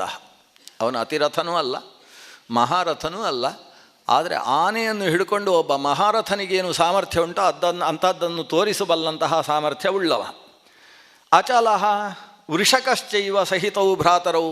ಅಣ್ಣ ತಮ್ಮಂದಿರು ಅಚಲ ವೃಷಕ ಅಂತ ಭಾರಿ ಯುದ್ಧ ಅವರದ್ದು ಮುಂದಕ್ಕೆ ಬರುತ್ತೆ. ಅವರಿಬ್ಬರು ಸೇರಿದಾಗ ಒಬ್ಬ ಮಹಾರಥ ಆಗ್ತಾನಂತೆ. ಇಬ್ಬರು ಒಟ್ಟಿಗೆ ಸೇರಿದರೆ ಒಂದು ಮಹಾರಥನ ಸಾಮರ್ಥ್ಯ ಅವರಲ್ಲಿದೆ. ಇನ್ನು ಈ ಕಡೆ ಕಾಣಿಸ್ತಾನಲ್ವ ಕರ್ಣ. ಸಖಾತೆ ದಯಿತೋ ನಿತ್ಯಂ, ನಿನ್ನ ಭಾರೀ ಪ್ರೀತಿಯ ಗೆಳೆಯ. ಯಯೇಷ ರಣಕರ್ಕಶಃ, ರಣದಲ್ಲಿ ಬೇಡದೇ ಇದ್ದದ್ದೇ ಮಾಡುವುದವ. ಉತ್ಸಾಹಯತಿ ರಾಜನ್ ತ್ವಾಂ ವಿಗ್ರಹೇ ಪಾಂಡವೈಸ್ಸಹ, ಪಾಂಡವರ ಜೊತೆಗೆ ಹೋರಾಡು, ಸಾಯಿಸು, ನಾನಿದ್ದೇನೆ ಅಂತ ಆಗಾಗ ನಿನಗೆ ಪ್ರೋತ್ಸಾಹ ಕೊಡುವಂಥ ವ್ಯಕ್ತಿ ಇದ್ದಾನಲ್ವ ಪಕ್ಕದಲ್ಲಿ, ಕಿವಿಚುಚ್ಚುವವ ಕರ್ಣ. ಪರುಷ ಕಥನೋತೀವ ಕರ್ಣ. ಪರುಷಃ ಯಾವತ್ತೂ ಒಬ್ಬರಿಗೆ ಹಿತಾಗುವ ಹಾಗೆ ಮಾತಾಡುವವ ಅಲ್ಲ, ಕರ್ಕಶವಾದ ಮಾತುಗಳು. ಕಥನಃ ಮಾತೆತ್ತಿದ್ರೆ ತನ್ನ ಬಗ್ಗೆ ಮಾತಾಡಿಕೊಳ್ಳೋದು, ಆತ್ಮಪ್ರಶಂಸೆಯಲ್ಲಿ ತೊಡಗಿದವ. ವೈಕರ್ತನಃ ತವ, ಅವನಿಗೆ ವೈಕರ್ತನ ಅಂತ ಹೆಸರು, ವಸುಷೇಣ ಅಂತ ಕರೀತಾರೆ. ಮಂತ್ರಿ ನೇತಾಚ ಬಂಧುಶ್ಚ, ನಿನಗೆ ಮಂತ್ರಾಲೋಚನೆ ಮಾಡಬೇಕಾದ್ರೆ ಅವನೇ ಬೇಕು. ಅವನನ್ನೇ ಒಳಗೆ ಕೂತುಕೊಂಡು ನಿನ್ನ ಮಂತ್ರಣಗಳೆಲ್ಲ ನಡೆಯುವುದು. ನಿನ್ನ ನೇತೃ ಅವ. ಏನು ಕೆಲಸ ಆಗುವುದಾದರೂ ಅವನ ಹತ್ರ ಹೇಳಿದರೆ ನಿನಗೆ ಕೆಲಸ ಆಗುತ್ತೆ. ನೇತೃ. ಬಂಧುಶ್ಚ, ಜೊತೆಗೆ ನಿನಗೆ ಬಂಧುವೂ ಆಗಬೇಕು. ಬಂಧು ಯಾಕೆ ಅಂದರೆ ವಸ್ತುತಃ ಬಾಂಧವ್ಯ, ದುರ್ಯೋಧನ ಯಾರಲ್ಲಿ ಏನೇನು ಬಾಂಧವ್ಯ ಮಾಡಿದ್ದಾನೆ ಅನ್ನೋದೇ ಭಾಳ ವಿಚಿತ್ರ. ಅವನಿಗೆ ಯಾವ ಲೆಕ್ಕಾಚಾರವೂ ಇಲ್ಲ, ರಾಜಕೀಯದ ಲೆಕ್ಕಾಚಾರ ಮಾತ್ರ. ದುರ್ಯೋಧನನಿಗೆ ಒಬ್ಬಳೇ ಪತ್ನಿ ಅಲ್ಲ, ಅನೇಕ ಪತ್ನಿಯರು ಇಲ್ಲಿದ್ದರು. ಯಾಕಿದ್ರು ಅಂದರೆ ರಾಜಕೀಯ ವ್ಯವಸ್ಥೆಗೋಸ್ಕರ ಇದ್ದರು. ಎಲ್ಲಿಂದಲೋ ಒಂದು ಮದುವೆ ಆದರೆ ಆ ಊರಿನ ಗೆಳೆತನ ಆಗ್ತದೆ ಅಂತ ಮದುವೆ ಆಗೋದು, ಇಷ್ಟೇ. ಆ ಊರು ನಮ್ಮ ಪಕ್ಷಕ್ಕೆ ಬರಬೇಕು, ಅದಕ್ಕೋಸ್ಕರ ಒಂದು ಮದುವೆ. ಆಮೇಲೆ ಆ ಮದುವೆಯಿಂದ ಬಂದಂತಹ ಮಕ್ಕಳನ್ನು ಯಾರ್ಯಾರಿಗೂ ಮದುವೆ ಮಾಡಿಕೊಡುವುದು, ಕೊಟ್ಟದ್ರಿಂದ ಅವರು ನಮ್ಮ ಪಕ್ಷಕ್ಕೆ ಬರ್ತಾರೆ ಅಂತ. ಯಾರ್ಯಾರು ವಿರೋಧಿಗಳಿದ್ದಾರೆ ಅವರಿಗೆಲ್ಲ ಇವರ ಕುಟುಂಬದಿಂದ ಒಂದೊಂದು ಹೆಣ್ಣು ಹೋಗ್ತದೆ. ಈ ರೀತಿಯ ವ್ಯವಸ್ಥೆ ಎಲ್ಲ ಮಾಡಿದ್ದಾನೆ. ಹಾಗಾಗಿ ಬಂಧು ಮಾನೀಚ ಅತ್ಯಂತ ಮುಚ್ಛ್ರಿತ, ಒಂದು ಅಭಿಮಾನ ಜಾಸ್ತಿ ಅವನಿಗೆ, ಮಾನಿ, ಅಹಂಕಾರಿ. ಎಷ್ಟಿದೆಯೋ ಅದಕ್ಕಿಂತ 4 ಅಂಗುಲ ಮೇಲೇ ಇರ್ತಾನೆ ಯಾವತ್ತೂ ಕೂಡ. ಅವನಿರುವುದು 4ನೇ ಮೆಟ್ಲಲ್ಲಿ, ಆದರೆ ಯಾವತ್ತೂ 8ನೇ ಮೆಟ್ಲಲ್ಲೇ ಕೂತಿರ್ತಾನೆ. ಅತ್ಯಂತ ಮುಚ್ಛ್ರಿತ. ಏಷ ನೈವ ರಥಕರ್ಣ ನಚಾಪಿ ಅತಿರಥೋ ರಣೇ. ಇವನನ್ನು ನಾನು ಮಹಾರಥ ಅಂತಲೂ ಹೇಳಲಿಕ್ಕಾಗೋದಿಲ್ಲ, ಅತಿರಥ ಅಂತ ಸುತರಾಮ್ ಹೇಳಲಿಕ್ಕಾಗೋದಿಲ್ಲ. ಯಾಕೆಂದರೆ ವಿಮುಕ್ತ ಕವಚೇನೈಷಃ ಸಹಜೇನ ವಿಚೇತನಃ ಕುಂಡಲಾಭ್ಯಾಂಚ ದಿವ್ಯಾಭ್ಯಾಂ ವಿಮುಕ್ತ ಸತತಂ ಘೃಣಿ ಅಭಿಶಾಪಾಚ್ಚ ರಾಮಸ್ಯ ಬ್ರಾಹ್ಮಣಸ್ಯ ಚ ಭಾಷಣಾತ್ ಕರ್ಣಾನಾಂ ವಿಯೋಗಾಚ್ಚ ತೇನ ಮೇ ಅರ್ಧರಥೋ ಮತಃ. ನನ್ನ ಪ್ರಕಾರ ಕರ್ಣ ಅರ್ಧರಥ. ಅವನು ರಥನೂ ಅಲ್ಲ, ಅತಿರಥ ಅಂತೂ ಸುತರಾಮ್ ಅಲ್ಲ, ಅರ್ಧ ರಥ. ಯಾಕೆ? 10,000 ಜನರ ಜೊತೆಗೆ ಹೋರಾಡುವ ಸಾಮರ್ಥ್ಯ ಬೇಕಲ್ಲ. ಎಲ್ಲ ಇತ್ತು ಅವನ ಹತ್ರ ಒಂದು ಕಾಲದಲ್ಲಿ, ಅತಿರಥನಾಗುವ ಅರ್ಹತೆ ಇತ್ತು. ಆದರೆ ಇವತ್ತು ಕವಚ ಇಲ್ಲ, ಹೋಗಿದೆ. ಕುಂಡಲಗಳಿಲ್ಲ. ಅವನ ಸಾಮರ್ಥ್ಯಕ್ಕೆ ಕಾರಣೀಭೂತವಾದ ಜನ್ಮಜಾತವಾದಂತಹ ಲಕ್ಷಣಗಳು ಅದನ್ನು ಕಳ್ಕೊಂಡಿದ್ದಾನೆ. ಪರಶುರಾಮರಲ್ಲಿ ಹೋಗಿ ಅಧ್ಯಯನ ಮಾಡಿ ಶಾಪ ಪಡ್ಕೊಂಡು ಬಂದಿದ್ದಾನೆ. ತನ್ನ ಬಿಲ್ಗಾರಿಕೆಯ ಅಭ್ಯಾಸ ಮಾಡುವ ಹೊತ್ತಿಗೆ ಒಬ್ಬ ಬ್ರಾಹ್ಮಣನ ಕೈಯಿಂದ ಶಾಪ ಪಡೆದಿದ್ದಾನೆ, ರಥದ ಚಕ್ರ ಭೂಮಿಯಲ್ಲಿ ಹೂತು ಹೋಗಲಿ ಅಂತ. ಭಾರ್ಗವ ಶಾಪದಿಂದ ಬ್ರಾಹ್ಮಣಸ್ಯ ಚ ಭಾಷಣಾತ್, ಆ ಗೋ ರಕ್ಷಕನಾದಂತಹ ಆ ಬ್ರಾಹ್ಮಣನ ಮಾತಿನಿಂದ ಇವತ್ತು ಏನು ಶಕ್ತಿ ಇಲ್ಲದೆ ಇದ್ದವಾಗಿದ್ದಾನೆ. ಇವನನ್ನು ಮುಂದಿಟ್ಟುಕೊಂಡು ಯುದ್ಧ ಮಾಡಿದರೆ ನಾವು ಗೆಲ್ತೇವೆ ಅಂತ ಹೇಳಲಿಕ್ಕಾಗುವುದಿಲ್ಲ. ಅವನು ಅರ್ಧರಥ ಅಂತ ಹೇಳಿದ. ಕರ್ಣನ ಮುಖ ಎಲ್ಲ ಪೆಚ್ಚಾಗಿ ಹೋಗಿದೆ. ಮೊದಲೇ ಭೀಷ್ಮಾಚಾರ್ಯರನ್ನು ಕಂಡ್ರೆ ಆಗೋದಿಲ್ಲ ಅವನಿಗೆ, ಭೀಷ್ಮಾಚಾರ್ಯರಿಗೆ ಅವನನ್ನು ಕಂಡ್ರೆ ಆಗೋದಿಲ್ಲ. ಇದು ದುರ್ಯೋಧನನ ಸೇನೆಯಲ್ಲಿರತಕ್ಕಂತಹ ಲೂಪ್ ಹೋಲ್ಸ್ ಅಂತ ಕರಿತೇವಲ್ಲ, ಇದೊಂದು ದೊಡ್ಡ ಸಮಸ್ಯೆ. ಇದರ ಮಧ್ಯದಲ್ಲಿ ಈಗ ಬೇಕಿರಲಿಲ್ಲ ಭೀಷ್ಮಾಚಾರ್ಯರಿಗೆ. ಸುಮ್ಮನೆ ಎಲ್ಲರನ್ನು ಹೇಳಿ ಅವರು ಅತಿರಥ, ಇವರು ಮಹಾರಥ. ಕರ್ಣನ ಬಗ್ಗೆ ಕೇಳಿದರೆ ಸದ್ಯಕ್ಕೆ ಬೇಡ, ಆಮೇಲೆ ಒಳಗೆ ಹೇಳ್ತೇನೆ ಅಂತ ಹೇಳ್ಬೋದಿತ್ತು. ಈ ದೊಡ್ಡ ಸಭೆಯಲ್ಲಿ ಎಲ್ಲರ ಮಧ್ಯದಲ್ಲಿ ಕರ್ಣನನ್ನೊಂದು ಅವಮಾನ ಮಾಡುವ ಕೆಲಸ ಭೀಷ್ಮಾಚಾರ್ಯರಿಗೆ ಬೇಕಿರಲಿಲ್ಲ. ಆದರೆ ಭೀಷ್ಮಾಚಾರ್ಯರು ಎಲ್ಲರಿಗಿಂತ ದೊಡ್ಡ ರಾಜಕಾರಣಿ. ಎಲ್ಲಿ ಹೇಗೆ ಯಾರನ್ನು ಎಳೆದು ಬೀಳಿಸಬೇಕು ಅದು ಸ್ಪಷ್ಟ ಅವರಿಗೆ ಗೊತ್ತಿದೆ. ಇಲ್ಲಿ ಎಲ್ಲರ ಮುಂದೆ ಹೇಳಿದರು ಕರ್ಣನ ಬಗ್ಗೆ. ಇಷ್ಟು ಹೇಳಿದಾಗ ದ್ರೋಣರ ಮುಖ ನೋಡ್ತಾರೆ, ಹೇಗೆ ನಿಮ್ಮ ಅಭಿಪ್ರಾಯ ಏನು ಅಂತ ದ್ರೋಣರನ್ನು ನೋಡಿದರು ಭೀಷ್ಮರು. ದ್ರೋಣರಿಗೆ ಅರ್ಥ ಆಯಿತು. ತಥೋ ಬ್ರವೀತ್ ಪುನರ್ದ್ರೋಣ ಸರ್ವಶಸ್ತ್ರಭೃತಾಂಬರ. ದ್ರೋಣರು ಹೇಳಿದ್ರಂತೆ, ಏವಮೇತತ್ ಯದಾರ್ಥತ್ವಂ ನ ಮಿಥ್ಯಾಸ್ತಿ ಕದಾಚನ. ಸ್ವಲ್ಪ ಸ್ಪಷ್ಟವಾಗಿ ಹೇಳಿದರು ಅವರು. ಏವಮೇವಂ, ಎಷ್ಟು ಚೆನ್ನಾಗಿ ಹೇಳಿದ್ರಿ ನೀವು, ಅಷ್ಟು ಕರೆಕ್ಟಾಗಿ ಹೇಳಿದ್ರಿ ಅಂತ ಹೇಳಿದ್ರಂತೆ. ಏವಮೇವಂ ಯದಾರ್ಥತ್ವಂ, ನೀವು ಹೇಳಿದ್ದೆಲ್ಲ ಸರಿಯಾಗಿದೆ. ನಾ ಮಿಥ್ಯಾಸ್ತಿ ಕಥಂಜನ, ನೀವು ಹೇಳಿದ್ರಲ್ಲಿ ಒಂದಿಷ್ಟು ಸುಳ್ಳು ಇಲ್ಲ ಅಂತ ಹೇಳಿದರು. ನೀವು ಹೇಳಿದ್ದು ಸರಿ ಇದೆ ಅಂತ ಹೇಳಿದರೆ ಸಾಕಿತ್ತಾ, ನಿಲ್ಲಿಸಲಿಲ್ಲ. ನ ಮಿಥ್ಯಾಸ್ತಿ ಕಥಂಜನ, ಅದರಲ್ಲಿ ಒಂದು ಅಲ್ಪ ಸುಳ್ಳು ಇಲ್ಲ. ನೀವು ಕರ್ಣನ ಬಗ್ಗೆ ಹೇಳಿದ್ದು 100ಕ್ಕೆ 100 ಅಲ್ಲ, 100ಕ್ಕೆ 200 ನಾವು ಹೇಳ್ತೇವಲ್ಲ ಎಡವಟ್ಟ, ಹಾಗೆ ಅದು 100ಕ್ಕೆ 200 ಸತ್ಯ ಅದು. ರಣೇ ರಣೇ ಅಭಿಮಾನೀಚ ವಿಮುಖಶ್ಚಾಪಿ ದೃಶ್ಯತೆ ಘೃಣೀಕರಣ ಪ್ರಮಾದೀಚ ತೇನ ಮೇ ಅರ್ಧರಥೋ ಮತಃ. ನಿಮಗೆ ಬಿಡಿ, ನನಗೂ ಅವನ ಅರ್ಧರಥನೇ. ಅಭಿಮಾನಿ ಸಿಕ್ಕಾಪಟ್ಟೆ ಕೊಚ್ಚಿಕೊಳ್ತಾನೆ, ಒಳಗಿಂದೇನೂ ಇಲ್ಲ. ಎಲ್ಲ ಅದು ಆನೆ ತಿಂದಂಥ ಕಪಿತ್ಥ ಫಲದಂತೆ ಅಂತ ಹೇಳ್ತಾನೆ. ಆನೆ ತಿಂದು ಬಿಸಾಡಿದ ಕಪಿತ್ಥ ಫಲ ಅಂತೆ. ಕಪಿತ್ಥ ಜಂಬೂಫಲ ಸಾರ ಭಕ್ಷಕಂ ಅಂತೇವಲ್ಲ, ಕಪಿತ್ಥ ಜಂಬೂಫಲಗಳನ್ನೆಲ್ಲ ಸಾರ ಭಕ್ಷಣೆ ಮಾಡುವುದಂತೆ. ಅದಕ್ಕೊಂದು ಆನೆಗೆ ಕಪಿತ್ಥ ಫಲ ಕೊಟ್ಟರೆ ಅದು ಒಳಗೆ ಟಕಟಕ ಶಬ್ದ ಹೇಳ್ತಾ ಇರ್ತದೆ, ತಿಂತದೆ. ಅದು ತಿಂದು ಹೊರಗೆ ಹಾಕಿದರೆ ಕಪಿತ್ಥ ಫಲ ಹಾಗೇ ಹೊರಗೆ ಲದ್ದಿಯಲ್ಲಿ ಬರ್ತದೆ. ಆದರೆ ಅದರ ಒಳಗೆ ಟೊಳ್ಳು ಖಾಲಿಯಾಗಿರ್ತದಂತೆ, ಒಳಗಿದ್ದೆಲ್ಲ ಸಾರ ಹೋಗಿರ್ತದಂತೆ, ಹೊರಗಿನ ಟೊಳ್ಳು ಹಾಗೇ ಬರುತ್ತಂತೆ. ಇನ್ನು ಹೊಸ ಆನೆಯನ್ನು ನಾವು ಸೃಷ್ಟಿಸಬೇಕು. ಅದಕ್ಕೆ ಈ ಗೋಟು ತೆಂಗಿನಕಾಯಿ ಕೊಟ್ಟರೆ ಅದು ತೆಂಗಿನಕಾಯಿ ಹಾಗೇ ಹೊರಗೆ ಬರಬೇಕು, ಒಳಗಿದ್ದು ಖಾಲಿ ಆಗಬೇಕು ಅಂಥದ್ದು. ಈ ಆನೆಗಳ ಶರೀರದಲ್ಲಿ ಏನು ಶಕ್ತಿ ಇದೆ ಗೊತ್ತಿಲ್ಲ, ಹಾಗಾಗುತ್ತಂತೆ. ಕಪಿತ್ತದ ಸಾರವನ್ನು ಮಾತ್ರ ತಿನ್ನುತ್ತಂತೆ. ಹಾಗೆ ಇವನು ಆನೆಯ ಲದ್ದಿಯಲ್ಲಿ ಬಂದ ಕಪಿತ್ತ ಫಲದ ಹಾಗಿದ್ದಾನೆ. ಟೊಳ್ಳು ಹೊರಗಿಂದ ನೋಡಲಿಕ್ಕೆ ಚೆನ್ನಾಗಿರ್ತದೆ. ಕುಂಬಳಕಾಯಿ ಕೆಲವಿರ್ತದೆ, ಕುಂಬಳಕಾಯಿಗೆ ತೆಂಗಿನೆಣ್ಣೆ ತಲೆಗೆ ಹೀಗೆ ಉಜ್ಜಿ ಅದೇ ಕೈಯಲ್ಲಿ ಕುಂಬಳಕಾಯಿಗೆ ಒಂದು ನಾವು ಚಿಹ್ನೆ ಹಾಕಿಟ್ರೆ ಆಮೇಲೆ 1 ತಿಂಗಳಾದ ಮೇಲೆ ನೋಡಬೇಕು. ಕುಂಬಳಕಾಯಿ ಚೆನ್ನಾಗಿರ್ತದೆ, ಹೀಗೆ ಹೊಡೆದ್ರೆ ಟಕಟಕ ಶಬ್ದ ಕೇಳಿಸುತ್ತೆ. ಒಳಗೆ ಅದಕ್ಕೊಂದು ಗುದ್ದಿದ್ರಿ ಅಂದರೆ ಫಚ್ಚು ಅಂತ ಎಲ್ಲ ಹಾರ್ತದೆ. ಒಳಗೆ ಅಷ್ಟು ಪೂತಿ ಕೂಷ್ಮಾಂಡ ಅಂತ ಕರೀತಾರೆ. ಒಳಗೆ ಪೂರ್ತಿ ಕೊಳೆತು ಹೋಗಿರುತ್ತೆ. ಹೊರಗಿಂದ ನೋಡಲಿಕ್ಕೆ ಕುಂಬಳಕಾಯಿ ಬಹಳ ಸುಂದರ, 150 ರೂಪಾಯಿ ಕೊಟ್ಟು ತಗೊಳ್ಬೇಕು ಅಂತ ಅನಿಸುತ್ತೆ, ಹಾಗಿರ್ತದೆ. ಅದೇ ರೀತಿ ಇವನು ಹೊರಗಿಂದ ನೋಡಲಿಕ್ಕೆಲ್ಲ ಚಂದ, ಒಳಗಿದ್ದು ಪೂರ್ತಿ ಖಾಲಿ. ಘೃಣೀಕರಣ ಪ್ರಮಾದೀಚ ತೇನ ಮೇ ಅಪಿ ಅರ್ಧರಥೋ ಮತಃ. ದ್ರೋಣಾಚಾರ್ಯರು ಇಷ್ಟೇ ಹೇಳಿದರು. ಕರ್ಣನಿಗೆ ಬಹುಶಃ ಈ ದ್ರೋಣರು ಹೇಳಿದ್ದು ಕೇಳಿಸಲಿಲ್ಲ. ಯಾಕೆಂತೇಳಿದರೆ ಭೀಷ್ಮಾಚಾರ್ಯರು ಹೇಳಿದರ ಮೇಲೆ ಸಿಟ್ಟು ಇತ್ತು. ಆ ಸಿಟ್ಟಿನಿಂದ ತನ್ನ ತುಟಿಯನ್ನು ಕಚ್ಚುತ್ತಾ ಇದ್ದ. ನಾನು ಇದಕ್ಕೆ ಪ್ರತಿ ಏನು ಉತ್ತರ ಕೊಡಬೇಕು ಅಂತ ಯೋಚಿಸ್ತಾ ಇದ್ದ. ಇಷ್ಟರಲ್ಲಿ ದ್ರೋಣರು ಹೇಳಿ ಮುಗಿಸಿದರು, ಬಚಾವಾದರು. ಇಲ್ಲಿ ಹೋದರೆ ದ್ರೋಣರಿಗೆ ಬೈತಿದ್ದ. ಅವ ಶುರು ಮಾಡಿದ ಭೀಷ್ಮಾಚಾರ್ಯರ ಕಡೆಗೆ, ಏತಚ್ಛುತ್ವಾತು ರಾಧೇಯ ಕ್ರೋಧಾತ್ ಉದ್ವೃತ್ತಲೋಚನ.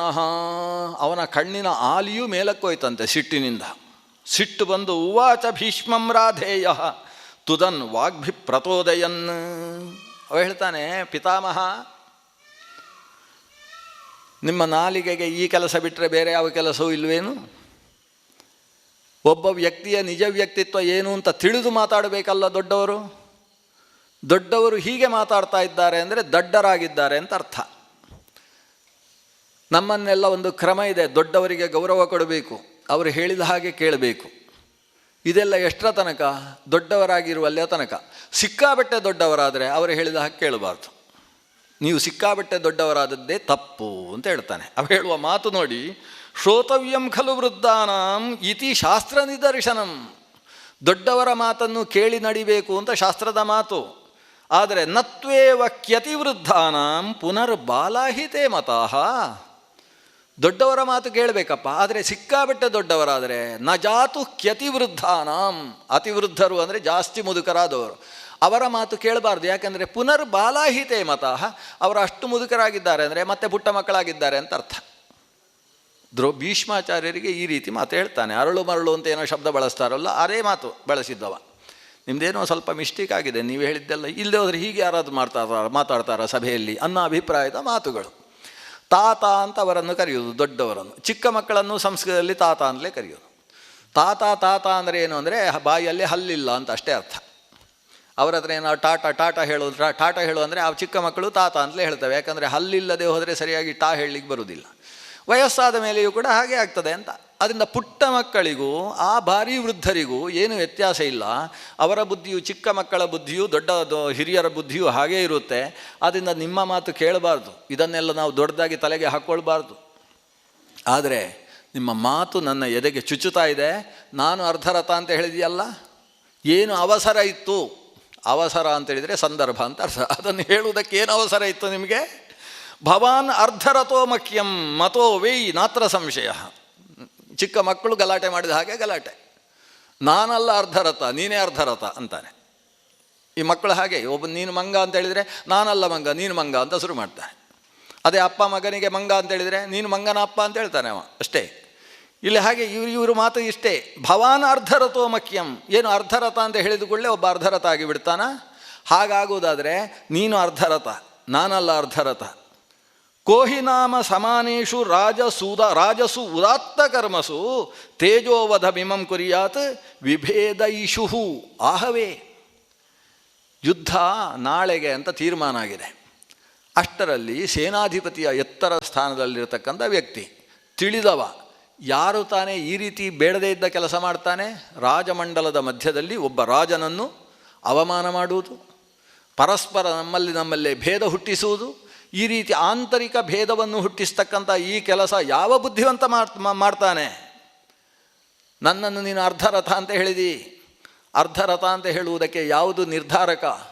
ಅವರ ಸಾಮರ್ಥ್ಯ, ಅವರು ಏನು ವರ ಪಡೆದಿದ್ದಾರೆ, ಏನು ಗುರುವನುಗ್ರಹ ಪಡೆದಿದ್ದಾರೆ ಅದಲ್ಲ. ಬಲಜ್ಯೇಷ್ಠಂ ಸ್ಮೃತಂ ಕ್ಷತ್ರಂ ಮಂತ್ರಜ್ಯೇಷ್ಠ ದ್ವಿಜಾತಯ. ಇವರು ವಿಪ್ರರಲ್ಲಿ ಇವರು ಶ್ರೇಷ್ಠರು ಅಂತ ಹೇಳಬೇಕಾದ್ರೆ ಎಷ್ಟು ವೇದಗಳು ಅವರ ಬಾಯಲ್ಲಿದೆ ಅನ್ನೋದು ಮುಖ್ಯವಾಗ್ತದೆ. ಕ್ಷತ್ರರಲ್ಲಿ ಇವರು ಎಷ್ಟು ಎತ್ತರದವರು ಅಂತ ನಿರ್ಧರಿಸುವುದಕ್ಕೆ ಅವನಲ್ಲಿ ಬಲ ಪರಾಕ್ರಮಗಳು ಎಷ್ಟಿವೆ ಅನ್ನುವುದು ಮುಖ್ಯವಾಗ್ತವೆ. ಧನಜ್ಯೇಷ್ಠಾ ಸ್ಮೃತಾ ವೈಶ್ಯಾ. ಈ ವೈಶ್ಯರಲ್ಲಿ ಈತ ಎತ್ತರದವ ಅಂತ ನಿರ್ಧರಿಸುವುದಕ್ಕೆ ಆತನಲ್ಲಿ ಏನು ವಾಣಿಜ್ಯ ವ್ಯವಹಾರ ಇದೆ, ಎಷ್ಟು ಸಂಪತ್ತಿದೆ ಅನ್ನೋದು ಮುಖ್ಯವಾಗ್ತದೆ. ಅದು ಬಿಟ್ಟು ನಮಗೆ ಎಷ್ಟು ಪ್ರಿಯನಾಗಿದ್ದಾನೆ ಅನ್ನುವುದಲ್ಲ. ಈಗ ನೀನು ಇವನು ಅರ್ಧರಥ, ಇವನು ಮಹಾರಥ, ಇವನು ಅತಿರಥ, ನಿನ್ನ ಪಾರ್ಶ್ಯಾಲಿಟಿ ಮಾಡ್ತಾ ಇದ್ದಿ, ಪಕ್ಷಪಾತದಲ್ಲಿ ತೊಡಗಿದ್ದಿ. ನಿನಗೆ ಯಾರು ಇಷ್ಟ ಅವರಿಗೆ ಬಿರುದು ಕೊಡುವುದು, ಯಾರು ಇಷ್ಟ ಅಲ್ಲ ಅವರನ್ನು ಕೆಳಗೆ ಹಾಕುವುದು, ಇಂಥ ಕೆಲಸ ಮಾಡ್ತಾ ಇದ್ದಿ. ಇದನ್ನು ನೀನು ತಿಳಿಸುವುದಕ್ಕೆ ದುರ್ಯೋಧನನಿಗೆ ಹೇಳ್ತಾನೆ, ಇಂಥವರ ಮಾತೆಲ್ಲ ಕೇಳಬೇಡ, ಅವರ ಮಾತು ನಿಲ್ಲಿಸು. ಇವನಿಂದಾಗಿ ನೀನು ಗೆಲ್ಲುವುದಲ್ಲ, ನೀನು ಸೋತು ಹೋಗ್ತಿ. ನನ್ನನ್ನು ಸೇನಾಧಿಪತಿ ಮಾಡು, ನಾನು ಅಹಮೇಕೋ ಹನಿಷ್ಯಾಮಿ ಪಾಂಡವಾನ್ನಾತ್ರ ಸಂಶಯ. ನಾನು ಒಬ್ಬ ಸಾಕು ಪಾಂಡವರನ್ನೆಲ್ಲ ನಾಶ ಮಾಡಲಿಕ್ಕೆ. ಈ ಮುದುಕನನ್ನು ಹಿಡ್ಕೊಂಡು ನಿನ್ನಿಂದ ಏನಾಗ್ತದೆ? ಆದರೂ ಈ ಮುದುಕನನ್ನು ನೀನು ಬಿಡೋಲ್ಲ. ನಾನು ಮೊದಲೇ ಹೇಳಿದ್ದೇನೆ, ಅವನು ಬದುಕಿರುವಲ್ಲೇ ತನಕ ನಾನು ಬರೋಲ್ಲ ಅಂತೇಳಿ ಆಗಲೇ ಹೊರಟ. ಆಮೇಲೆ ಈ ಕಡೆ ಬರಲಿಲ್ಲ ಅಂತ. ಈಗ ಸದ್ಯಕ್ಕೆ ಕರ್ಣಂದು ಒಂದು ರಗಳೆ ತಪ್ಪಿ ಹೋಯಿತು ನಮಗೆ. ಕರ್ಣ ಇಷ್ಟು ಹೇಳಿ ಇವನು ಇರುವಲ್ಲೇ ತನಕ ಮತ್ತೆ ನಾನು ಬರೋಲ್ಲ ಅಂತೇಳಿ ಹೊರಟೇ ಹೋದ. ಭೀಷ್ಮ ಕರ್ಣನನ್ನು ಕರೀತಾನೆ. ಕರ್ಣ ಏನೋ ಮಾತಾಡಿದೆಯಲ್ಲ, ಸ್ವಲ್ಪ ಉತ್ತರ ಕೊಡ್ತೇನೆ ಬಾ ಅಂತ. ಅಷ್ಟು ಹೊತ್ತಿಗೆ ನಮ್ಮ ದುರ್ಯೋಧನ, ನಾನಿದ್ದೇನೆ, ನನಗೆ ಉತ್ತರ ಕೊಟ್ಟರೆ ಸಾಕು ಅಂತ ಹೇಳಿದ. ಅಯ್ಯೋ, ಆ ಗಲಾಟೆ ಪುಣ್ಯಕ್ಕೆ ಅಲ್ಲಿಗೆ ನಿಲ್ಲಿಸಿ ಬಿಟ್ಟ. ಇಲ್ಲೇ ಹೋದರೆ ಕರ್ಣನ ಕಪಾಳಕ್ಕೊಂದು ಪೆಟ್ಟು ಕೊಡ್ತಿದ್ರು ಭೀಷ್ಮಾಚಾರ್ಯರು. ಇಷ್ಟು ಒಂದು ಗಲಾಟೆ ನಡೆದಂಥದ್ದು ಅದನ್ನು ವ್ಯಾಸರು ಉಲ್ಲೇಖ ಮಾಡ್ತಾರೆ. ಇದರ ಹಿನ್ನೆಲೆ ನಾವು ಗಮನಿಸಬೇಕಾದ್ದು, ಯುದ್ಧ ಕುರುಪಾಂಡವರಿಗೆ ಅಂತ ನಾವು ಕರಿತೇವೆ. ವಸ್ತುತಃ ಇಲ್ಲಿ ಪಾಂಡವರಿಗೂ ಕೌರವರಿಗೂ ಯುದ್ಧ ಅಲ್ಲ.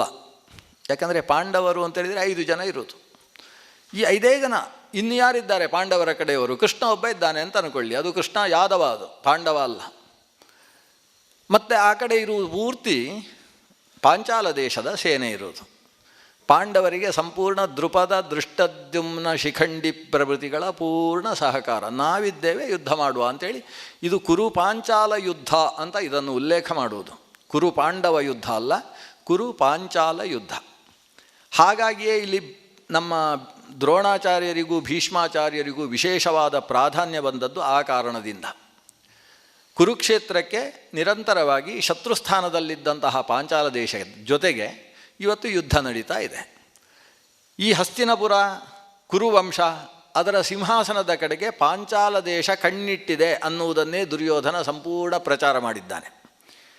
ಇಲ್ಲಿ ಯುದ್ಧ ಪಾಂಡವರದ್ದಲ್ಲ, ಪಾಂಡವರಿಗೆ ರಾಜ್ಯ ಕೊಡಿಸಬೇಕು ಅಂತೇಳಿ ಬರ್ತಾ ಇರತಕ್ಕಂಥವರು ಪಾಂಚಾಲ ದೇಶದ ಅರಸರು.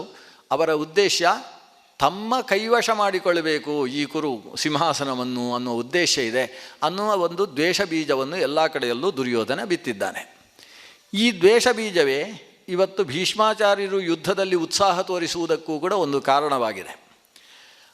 ಆದರೆ ಪ್ರತಿಯೊಬ್ಬರ ಮನಸ್ಸಿನಲ್ಲೂ ನಾವು ಪಾಂಚಾಲದ ಜೊತೆಗೆ ಯುದ್ಧ ಮಾಡುವುದು ಅನ್ನುವುದನ್ನು ಬರೀ ಪತ್ರಿಕಾ ಹೇಳಿಕೆ ಕೊಡುವುದಕ್ಕೆ ಇಟ್ಟುಕೊಳ್ಳಬಹುದೇ ಹೊರತು, ವಸ್ತುಸ್ಥಿತಿ ನಾವು ಪಾಂಡವರೆಂಬ ಧಾರ್ಮಿಕರ ಮೇಲೆ ಹೋರಾಡ್ತಾ ಇದ್ದೇವೆ. ಪಾಂಚಾಲ ದೇಶದವರು ಯುದ್ಧಕ್ಕೆ ಸನ್ನದ್ಧರಾಗಿ ಬಂದದ್ದು ಹೌದು, ಆದರೆ ಧರ್ಮದ ಪಕ್ಷಪಾತದಲ್ಲಿ ಬಂದಿದ್ದಾರೆ. ನಾವೀಗ ಹೋರಾಡ್ತಾ ಇರುವುದು ಅಧಾರ್ಮಿಕನಾದಂತಹ ದುರ್ಯೋಧನನ ಛತ್ರದ ಅಡಿಯಲ್ಲಿ. ಆದ್ದರಿಂದ ನಮ್ಮದೇನಿದ್ರೂ ಅಧರ್ಮ ಯುದ್ಧ, ಅಧರ್ಮ ಪಕ್ಷದಲ್ಲಿ ಹೋರಾಡ್ತಾ ಇದ್ದೇವೆ ಅನ್ನುವ ಮಾನಸಿಕವಾದ ಒಂದು ಕ್ಲೇಶ ಇಡೀ ಕುರು ಪಾಳೆಯದಲ್ಲೇ ಮಡುಗಟ್ಟಿ ಕೂತಿದೆ. ಯಾವಾಗ ಈ ಅಧರ್ಮ ಪ್ರಜ್ಞೆ ಇರ್ತದೆ ಆವಾಗ ಪರಸ್ಪರ ಹೋರಾಟಗಳು ಉಂಟಾಗ್ತವೆ. ಒಬ್ಬರನ್ನು ಕಂಡ್ರೆ ಒಬ್ಬರಿಗೆ ಆಗುವುದಿಲ್ಲ ಅನ್ನುವ ಸ್ಥಿತಿ ಉಂಟಾಗ್ತದೆ. ಕುರುಪಾಳೆಯದಲ್ಲಿ ಕೇವಲ ಭೀಷ್ಮರಿಗೆ ಮತ್ತು ಕರ್ಣನಿಗೆ ಮಾತ್ರ ಈ ರೀತಿಯ ಗಲಾಟೆ ಇದ್ದದ್ದಲ್ಲ. ಶಲ್ಯರಿಂದ ಹಿಡ್ಕೊಂಡು, ಶಲ್ಯರು ಈ ಕಡೆಯಿಂದ ಚೇದಿ ದೇಶದ ಕೆಲವು ಭಾಗ, ಚೇದಿ ದೇಶದ ಕೆಲವರು ಅಲ್ಲಿ ಸೇರಿದರು, ಕೆಲವರು ಇಲ್ಲಿ ಸೇರಿದರು. ಚೇದಿ ದೇಶದ ಮನೆತನ ಯಾವುದು ದುರ್ಯೋಧನನ ಕಡೆಯಲ್ಲಿತ್ತು ಅವರಿಗೂ ಶಲ್ಯನಿಗೂ ಆಗ್ತಿರಲಿಲ್ಲ. ಶಲ್ಯನಿಗೂ ಅಂಗದೇಶದವರಿಗೂ ಆಗ್ತಿರಲಿಲ್ಲ. ವಸ್ತುತಃ ಕರ್ಣ ಅಂಗದೇಶದ ಅಧಿಪ. ಆದರೆ ಅಂಗದೇಶದವರಿಗೆ ಮದ್ರದೇಶದವರನ್ನು ಕಂಡ್ರೆ ಆಗುವುದಿಲ್ಲ. ಮೊದಲಿಂದಲೂ ಕೆಲವು ದೇಶದವರಿಗೆ ಕೆಲವು ದೇಶದವರು ಆಗುವುದಿಲ್ಲ ಅಂತಿತ್ತು. ಅದು ಬರೀ ಕಾವೇರಿಗೆ ಒಂದು ಅಣೆಕಟ್ಟು ಕಟ್ಟಿದ ಮೇಲೆ ಸುರಾದದ್ದಲ್ಲ, ಹಿಂದೆ ಇತ್ತು. ಆ ಊರಿನವರು ಇವರಿಗೆ ಆಗುವುದಿಲ್ಲ, ಆ ಭಾಷೆಯವರು ಈ ಭಾಷೆಯವರಿಗೆ ಆಗುವುದಿಲ್ಲ, ಹೀಗಿತ್ತು. ಅದನ್ನು ಸರಿ ಮಾಡುವುದಕ್ಕೆ ಎಂತೋ ದೊಡ್ಡ ಧೀರೋದಾತ್ತ ನಾಯಕರು ಬಂದು ಪರಸ್ಪರ ದೇಶಗಳಲ್ಲಿದ್ದಂತಹ ಅಪನಂಬಿಕೆಗಳನ್ನು ಸರಿ ಮಾಡುವುದಕ್ಕೆ ಪ್ರಯತ್ನಿಸಿದ್ದು ಉಂಟು. ಅದಕ್ಕೋಸ್ಕರ ಅವರವರಲ್ಲಿ ವಿವಾಹ ಸಂಬಂಧಗಳನ್ನು ಏರ್ಪಡಿಸುವುದು, ಅವರವರಲ್ಲಿ ಆಟಗಳನ್ನು ಜೋಡಿಸುವುದು, ಕ್ರೀಡಾ ವಿಶೇಷವಾಗಿದ್ದೆ ರಾಜ್ಯಗಳಿಗೆ ಕ್ರೀಡೆಗಳನ್ನು ಯೋಜಿಸುವುದು ಮೊದಲದನ್ನೆಲ್ಲ ಮಾಡಿ ಪರಸ್ಪರ ರಾಜ್ಯಗಳಲ್ಲಿ ದೇಶಗಳಲ್ಲಿ ಸುಮಧುರ ಸಂಬಂಧವನ್ನು ತರುವುದಕ್ಕೋಸ್ಕರ ಅನೇಕ ವ್ಯವಸ್ಥೆಗಳು ಆದದ್ದಿತ್ತು. ಅಂತಹ ಪರಸ್ಪರ ವಿಭಿನ್ನವಾದ ಮನಸ್ಥಿತಿಯುಳ್ಳಂತಹ ಒಂದಷ್ಟು ಸಮುದಾಯ ಅದು ಕುರು ಸೈನ್ಯದಲ್ಲಿತ್ತು. ಆದರೆ ಪಾಂಡು ಸೈನ್ಯದಲ್ಲಿ ಅಂಥದ್ದು ಒಂದೂ ಇರಲಿಲ್ಲ ಅನ್ನೋದು ಒಂದು ಗಮನೀಯವಾದ ಅಂಶ. ಇವರದ್ದು ಬೇಕಾದರೆ 11 ಅಕ್ಷೌಹಿಣಿ ಸೈನ್ಯ ಇರ್ಬೋದು, ಅವರದ್ದು 7 ಅಕ್ಷೌಹಿಣಿ ಇರ್ಬೋದು. ಆದರೆ ಆ ಸೈನ್ಯಗಳ ಮನೋಬಲದಲ್ಲಿ ಅಜ ಗಜಾಂತರ ಇತ್ತು. ಪಾಂಡವರ ಸೈನ್ಯದ ಮನೋಬಲದಲ್ಲಿ ಅಂತಹ ಉತ್ಸಾಹ, ನಾವು ಪಾಂಡು ಸುತನಾದಂತಹ ಧರ್ಮರಾಜನಿಗೋಸ್ಕರ ಪ್ರಾಣ ಕೊಟ್ಟು ಗೆಲ್ಲಿಸಬೇಕು ಅಂತ. ಆದರೆ ದುರ್ಯೋಧನನ ಕಡೆಯಲ್ಲಿದ್ದದ್ದು ನಾವು ಪ್ರಾಣ ಕೊಡಲಿಕ್ಕೆ ಬಂದದ್ದು ಅಂತ, ಇಷ್ಟೇ. ಪ್ರಾಣ ಕೊಟ್ಟು ದುರ್ಯೋಧನನನ್ನು ಗೆಲ್ಲಿಸಬೇಕು ಅಂತಲ್ಲ, ಮತ್ತು ದುರ್ಯೋಧನನಿಗೋಸ್ಕರ ಸಾಯುವುದಕ್ಕೆ ಬಂದಿದ್ದೇವೆ ಅಂತ ಅವರ ಮನಸ್ಸಲ್ಲಿ ಹಾಗಿತ್ತು. ಆದ್ದರಿಂದಲೇ ಅವರ ಸೈನ್ಯ ಅರ್ಜುನಾದಿಗಳು ಯುದ್ಧಕ್ಕೋಸ್ಕರ ಮುಂದೆ ಬಂದರೆ ಪ್ರತಿಯೊಂದು ಗಡಗಡನೆ ನಡುಗಿಕೊಂಡು ಯುದ್ಧ ಮಾಡ್ತಾ ಇದ್ವು. ಅವುಗಳಲ್ಲಿ ಯಾವುದೇ ಮಾನಸಿಕವಾದಂತಹ ಧಾರ್ಮಿಕ ಬಲ ಇರಲಿಲ್ಲ ಅನ್ನುವುದನ್ನು ನಮ್ಮ ಮನಸ್ಸಿಗೆ ಸ್ಪಷ್ಟಪಡಿಸುವುದಕ್ಕೋಸ್ಕರ ಈ ಅತಿರಥ ಮಹಾರಥರನ್ನು ಉಲ್ಲೇಖ ಮಾಡತಕ್ಕಂತಹ ಸಂದರ್ಭದಲ್ಲಿ ಏನು ಘಟನೆ ನಡೆಯಿತು ಅನ್ನುವುದನ್ನು ಇಲ್ಲಿ ಉಲ್ಲೇಖ ಮಾಡಿದ್ದಾರೆ. ದುರ್ಯೋಧನ ಮತ್ತೆ ಭೀಷ್ಮರ ಪಾದಕ್ಕೆ ಬಿದ್ದ. ಆಚಾರ್ಯರೇ, ನಮ್ಮ ಸೇನೆಯಲ್ಲಿ ಯಾರ್ಯಾರು ಮಹಾರಥರಿದ್ದಾರೆ, ಯಾರಿಂದಾಗಿ ನಮ್ಮ ಸೇನೆ ಗೆಲ್ಲುವುದಕ್ಕೆ ಅರ್ಹವಾಗಿದೆ ಅನ್ನುವುದನ್ನೆಲ್ಲ ಹೇಳಿದಿರಿ. ಆ ಕಡೆ ಪಾಂಡವರ ಸೈನ್ಯದಲ್ಲಿ ಎಷ್ಟಿದ್ದಾರೆ ಒಮ್ಮೆ ತುಲನಾತ್ಮಕವಾಗಿ ನೋಡುವುದಕ್ಕೋಸ್ಕರ ಅದನ್ನು ತಾವು ಹೇಳಬೇಕು. ಭೀಷ್ಮಾಚಾರ್ಯರಿಗೆ ಖುಷಿ ಆಯ್ತಂತೆ. ನನ್ನ ಅನುಭವದ ಸಾರವನ್ನು ತೆಗೊಳ್ತಾನಲ್ವ ನನ್ನ ಮೊಮ್ಮಗ, ಕೂತ್ಕೊಂಡು ಕೇಳ್ತಕ್ಕಂಥ ಭಾವನೆ ಉಂಟಲ್ವ ಅಂತ ಖುಷಿಯಾಯಿತು. ಅವರು ಶುರು ಮಾಡಿದರು. ಧರ್ಮರಾಜ, ಭೀಮಸೇನ ಪ್ರತಿಯೊಬ್ಬರೂ ಮಹಾರಥಿಗಳು. 5 ಜನರು ಸಾಕು, ನಮ್ಮ ಸೇನೆಯನ್ನು ಪುಡಿ ಮಾಡಲಿಕ್ಕೆ 5 ಜನ ಸಾಕು, ಮಹಾರಥರು ಪ್ರತಿಯೊಬ್ಬರು. ಅದರಲ್ಲಿ ಒಬ್ಬ ಭೀಮಸೇನ ಇದ್ದಾನಲ್ವ, ಸಹ ಅಷ್ಟಗುಣೋ ಮತಃ. ಉಳಿದವರೆಲ್ಲ ಮಹಾರಥರಾದರೆ ಭೀಮಸೇನ ಅದಕ್ಕೆ 8 ಪಟ್ಟು ಜಾಸ್ತಿ ಅಂತ. ಅವನೊಬ್ಬ ಅಷ್ಟು.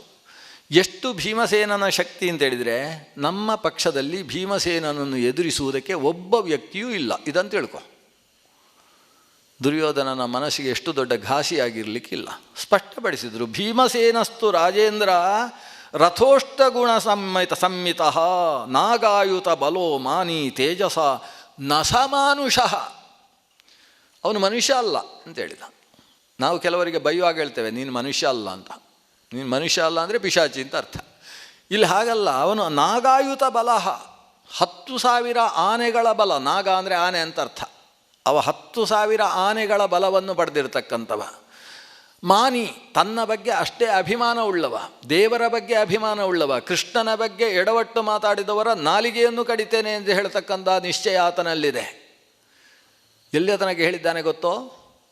ಮೊನ್ನೆ ಉಲೂಕ ಹೇಳಿದ ಅಲ್ಲೋ, ಉಲೂಕ ಹೋಗಿ ಅಲ್ಲೇನೇನೋ ಬೈದ. ಭೀಮಸೇನಿಗೆ ನೀನು ಅಡಿಗೆ ಮಾಡುವುದಕ್ಕೆ ಹೋಗವ, ಇಲ್ಲಿ ಯಾಕೆ ಬರ್ತಿ ಅಂತ ಹೀಗೆಲ್ಲ ಬೈದಿದ್ದ ಉಲೂಕ ಹೋದವ. ಅದಕ್ಕೆ ಭೀಮಸೇನೆ ಹೇಳಿದ, ನನ್ನನ್ನು ಬೈದದ್ದಕ್ಕೆ ನನಗೆ ಬೇಸರ ಇಲ್ಲ. ಕೃಷ್ಣನನ್ನೇನೋ ಅವನು ಮಂತ್ರಜಾಲ ಮಾಡುವವ, ಇಂದ್ರಜಾಲ ಮಾಡುವವ, ಮಾಯ ಮಾಡುವವ ಅಂತ ಕೃಷ್ಣನನ್ನು ಬೈದಿದ್ಯಲ್ಲ, ಅವನಿಗೆ ಹೋಗಿ ಹೇಳು, ನಿನ್ನನ್ನು ತೊಡೆ ಮುರಿದು ಸಾಯಿಸುವುದು ಮಾತ್ರ ಅಲ್ಲ, ನಿನ್ನ ತಲೆಗೆ 4 ಬಾರಿ ಮೆಡ್ತೇನೆ ಅಂತ ಹೇಳು ಅಂತ ಹೇಳಿ ಕಳಿಸಿದ್ದ. ನೀನು ಸತ್ತ, ನಿನ್ನ ತೊಡೆ ಮುರಿದು ಬಿದ್ದಂತಹ ಯಾವ ತಲೆಯಲ್ಲಿ ಕೃಷ್ಣನನ್ನು ಕಟ್ಟುವ ಆಲೋಚನೆ ಮಾಡಿದೆಯೋ, ಕೃಷ್ಣನನ್ನು ಬೇಡದೇ ಇದ್ದ ಹಾಗೆ ಬೈಯುವ ಮಾತನ್ನು ನೀನು ಯಾವ ಬಾಯಲ್ಲಿ ಆಡಿದೆಯೋ, ಅಂತಹ ಬಾಯಿ ತಲೆಗಳಿಗೆ ನಿನ್ನನ್ನು ನೆಲಕ್ಕೆ ಬೀಳಿಸಿದ ಮೇಲೆ ಓದಿತೇನೆ ಈ ಕಾಲಿನಲ್ಲಿ ಅಂತ ಹೇಳು ಅಂತ ಹೇಳಿ ಕಳಿಸಿದ್ದಾನೆ. ಮಾನಿ, ಅವನಿಗೆ ದೇವರ ಬಗ್ಗೆ, ಅವನ ಬಗ್ಗೆ ಅಂತಹ ಅಭಿಮಾನದಿಂದ ತುಂಬಿರತಕ್ಕಂಥವ. ನಸ ಮಾನುಷಃ, ಅವನು ಮನುಷ್ಯ ಅಲ್ಲಪ್ಪ, ದೇವರು ಅಂತ. ಅಂತಹ ಶಕ್ತಿಶಾಲಿಯಾದವ ಭೀಮಸೇನ. ದುರ್ಯೋಧನನ ಮೈ ಉರಿತಾ ಉಂಟು. ಆದರೆ ಕೇಳಿ ಆಗಿದೆ, ಕೇಳಿ ಅಜ್ಜ ಹೇಳಿದ ಕಥೆ ಕೇಳಲೇಬೇಕು. ಮುಂದುವರಿಸಿದ. ಅರ್ಜುನನ ಬಗ್ಗೆ ಹೇಳಿದ. ಅರ್ಜುನ ಅಸಾಧಾರಣ ಶಕ್ತಿಶಾಲಿಯಪ್ಪ. ಉಭಯೋ ಸೇನಯೋರ್ವೀರ ರಥೋ ನಾಸ್ತೀಹ ತಾದೃಶಃ. ಎಂತಹ ಅರ್ಜುನ ಅಂದರೆ, ಅರ್ಜುನನನ್ನು ಸರಿಗಟ್ಟಬಲ್ಲಂತಹ ಒಬ್ಬ ರಥ, ಅತಿರಥನೋ ಮಹಾರಥನೋ ಅಂತಹ ವ್ಯಕ್ತಿ ಆ ಪಕ್ಷದಲ್ಲೂ ಮತ್ತೊಬ್ಬ ಇಲ್ಲ, ನಮ್ಮ ಪಕ್ಷದಲ್ಲೂ ಮತ್ತೊಬ್ಬ ಇಲ್ಲ. ಅವನಿಗೆ ಪ್ರತಿಯೊಬ್ಬರೂ ಕೂಡ ತಾವು ಶರಣಾಗತರಾಗುವ ಅನಿವಾರ್ಯತೆ ಬರ್ತದೆ. ಅಂತಹ ಸಾಮರ್ಥ್ಯ. ನಾವೇನಾದರೂ ಅರ್ಜುನನನ್ನು ಎದುರಿಸಬೇಕು ಅಂತಾದರೆ 4-5 ಜನ ಒಟ್ಟಿಗೆ ನಿಲ್ಲಬೇಕೇ ಹೊರತು ಒಬ್ಬೊಬ್ಬರಿಂದ ಹೋರಾಡಿ ಗೆಲ್ಲುವುದಕ್ಕೆ ಸಾಧ್ಯ ಇಲ್ಲ. ವಾಸುದೇವಶ್ಚ ಸಂಯಂತ ರಥಶ್ಚೈವಾತ್ರ ತಾದೃಶಃ. ಇನ್ನು ವಾಸುದೇವ ಒಬ್ಬ ಅರ್ಜುನನಿಗೆ ಸರಿ ಇದ್ದಾನೆ, ಆದರೆ ಅವ ಬಿಲ್ಲು ಹಿಡ್ಕೊಳ್ಳಿಲ್ಲ. ಇಷ್ಟು ನಮ್ಮ ಅನುಕೂಲ ಅಷ್ಟೇ. ಸಂಯಂತ, ಅವನು ಸಾರಥಿಯಾಗಿ ಕೂತಿದ್ದಾನೆ. ಇದು ನಮ್ಮ ಒಂದು ಅದೃಷ್ಟ.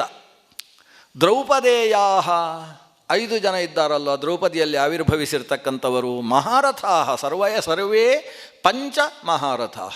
ಆ 5 ಜನರು ಕೂಡ ಮಹಾರಥಿಗಳು. ಇನ್ನು ಒಬ್ಬ ಬಂದಿರಲಿಲ್ಲ, ಉತ್ತರ. ನಿನ್ನೆ ಬಂದು ಸೇರಿಕೊಂಡಿದ್ದಾನೆ ಅಂತ ಉತ್ತರ ಕುಮಾರ ವಿರಾಟ ನಗರದಿಂದ ಅಂತ ಹೇಳ್ತಾನೆ. ಶಯೇವ, ನಿನ್ನೆ ದಿವಸ ಬಂದಿದ್ದಾನೆ. ವೈರಾಟಿಹಿ ಉತ್ತರಶ್ಚೈವ ರಥೋ ನಾಮ ಮಮ ಮಹಾನುಮತಃ. ವಿರಾಟನಗರದ ಅರಸನಾದಂತಹ ವಿರಾಟರಾಜನ ಮಗ ಉತ್ತರ ಕುಮಾರ ಏನಿದ್ದಾನೆ, ಅವನು ಮಹಾರಥ ಅಂತ ನನಗೆ ಅಭಿಮತ. ನಾನು ಉತ್ತರ ಕುಮಾರನ ಕಥೆ ಹೇಳುವಾಗ ಈ ವಿಷಯ ಹೇಳಿದ್ದೆ. ಆತನ ಬಗ್ಗೆ ಏನೋ ಭಾರಿ ಕೊಚ್ಚಿಕೊಂಡವ ಅಂತ ಹಾಗೆ ತಿಳ್ಕೊಳ್ಬೇಡಿ. ಮಹಾಶಕ್ತಿಶಾಲಿಯಾದಂತಹ ವ್ಯಕ್ತಿ ಉತ್ತರ ಕುಮಾರ ಅಂತೇಳಿ. ಅದನ್ನು ಇಲ್ಲಿ ಭೀಷ್ಮಾಚಾರ್ಯ ಉಲ್ಲೇಖ ಮಾಡ್ತಾರೆ. ಅವನೊಬ್ಬ ಮಹಾರಥ. ಅಭಿಮನ್ಯುರು ಮಹಾಬಾಹು ರಥ ಯೂಥಪ. ದ್ರೋಣಾಚಾರ್ಯರಿಗೆ ಯಾವ ವಿಶೇಷಣ ಕೊಟ್ಟಿತ್ತು ಅದೇ ವಿಶೇಷಣವನ್ನು ಅಭಿಮನ್ಯುವಿಗೆ ಕೊಟ್ಟಿದ್ದಾರೆ. ಸಾತ್ಯಕಿರು ಮಾಧವಶೂರ, ಮಧುವಂಶದಲ್ಲಿ ಬಂದಂತಹ ಸಾತ್ಯಕಿ, ಯದುವಂಶದಲ್ಲೂ ಬಂದಿರತಕ್ಕಂಥ ಸಾತ್ಯಕಿ. ರಥ ಯೂಥಪ. ಅಭಿಮನ್ಯುವಿನ ಹಾಗೆ ಮಹಾಶಕ್ತಿಶಾಲಿ ಇದ್ದಾನೆ. ಉತ್ತಮೂಜಾಹ ತಥಾರಾಜನ್, ಯಾದವನಾದಂತಹ ಉತ್ತಮೂಜಸ್, ಯುಧಾಮನ್ಯು, ವಿರಾಟ, ದೃಪದ ಎಲ್ಲರೂ ಮಹಾಶಕ್ತಿಶಾಲಿಗಳು. ದ್ರುಪದನ ಮಗ ಶಿಖಂಡಿ. ಶಿಖಂಡಿ ರಥ ಮುಖ್ಯೋ ಮೇ ಮತಃ ಪಾರ್ಥಸ್ಯ ಸಮ್ಮತಃ. ಶಿಖಂಡಿ ಅವನು ಒಬ್ಬ ಮಹಾರಥ. ನನಗೆ ಅವನು ಮಹಾರಥ ಅನ್ನುವಲ್ಲಿ ಸಂಪೂರ್ಣ ಸಮ್ಮತಿ ಇದೆ. ನಾನು ಅವನನ್ನು ಮಹಾರಥ ಅಂತ ಒಪ್ತೇನೆ, ಯಾಕಂದರೆ ಅತ್ತ ಶಕ್ತಿಶಾಲಿ ಆತ. ಆದರೆ ಇವನ ಬಗ್ಗೆ ನಾನೊಂದು ವಿಷಯ ಹೇಳ್ತೇನೆ, ಜಾಗೃತಿಯಾಗಿ ಕೇಳಿ ಅಂತ ಹೇಳ್ತಾನೆ. ಅವನ ಬಗ್ಗೆ ನಂದೊಂದು ವಿಷಯ ಇದೆ. ನಾನು ಎಲ್ಲರ ಜೊತೆಗೆ ಹೋರಾಡಬಲ್ಲೆ. ದೃಷ್ಟದ್ಯುಮ್ನ ಧೃತವರ್ಮಾತು ರಾಮೇ ರಾಜೇಂದ್ರ ಮತೋ ಮೇರ್ಧರತೋ ಮಹಾನ್ ದೃಷ್ಟದ್ಯುಮ್ನಸ್ಯ ತನಯ. ದೃಷ್ಟದ್ಯುಮ್ನನ ಮಗ ಧೃತವರ್ಮ ಇದ್ದಾನೆ, ಅವನು ಅರ್ಧರಥ. ಅಂಥ ಸಾಮರ್ಥ್ಯ ಅವನಲ್ಲೂ ಕೂಡ ಇದೆ. ದೃಷ್ಟಕೇತು ಮಹೇಶ್ವಾಸ ಚೇಕಿತಾನೋ ಮಹಾರಥ.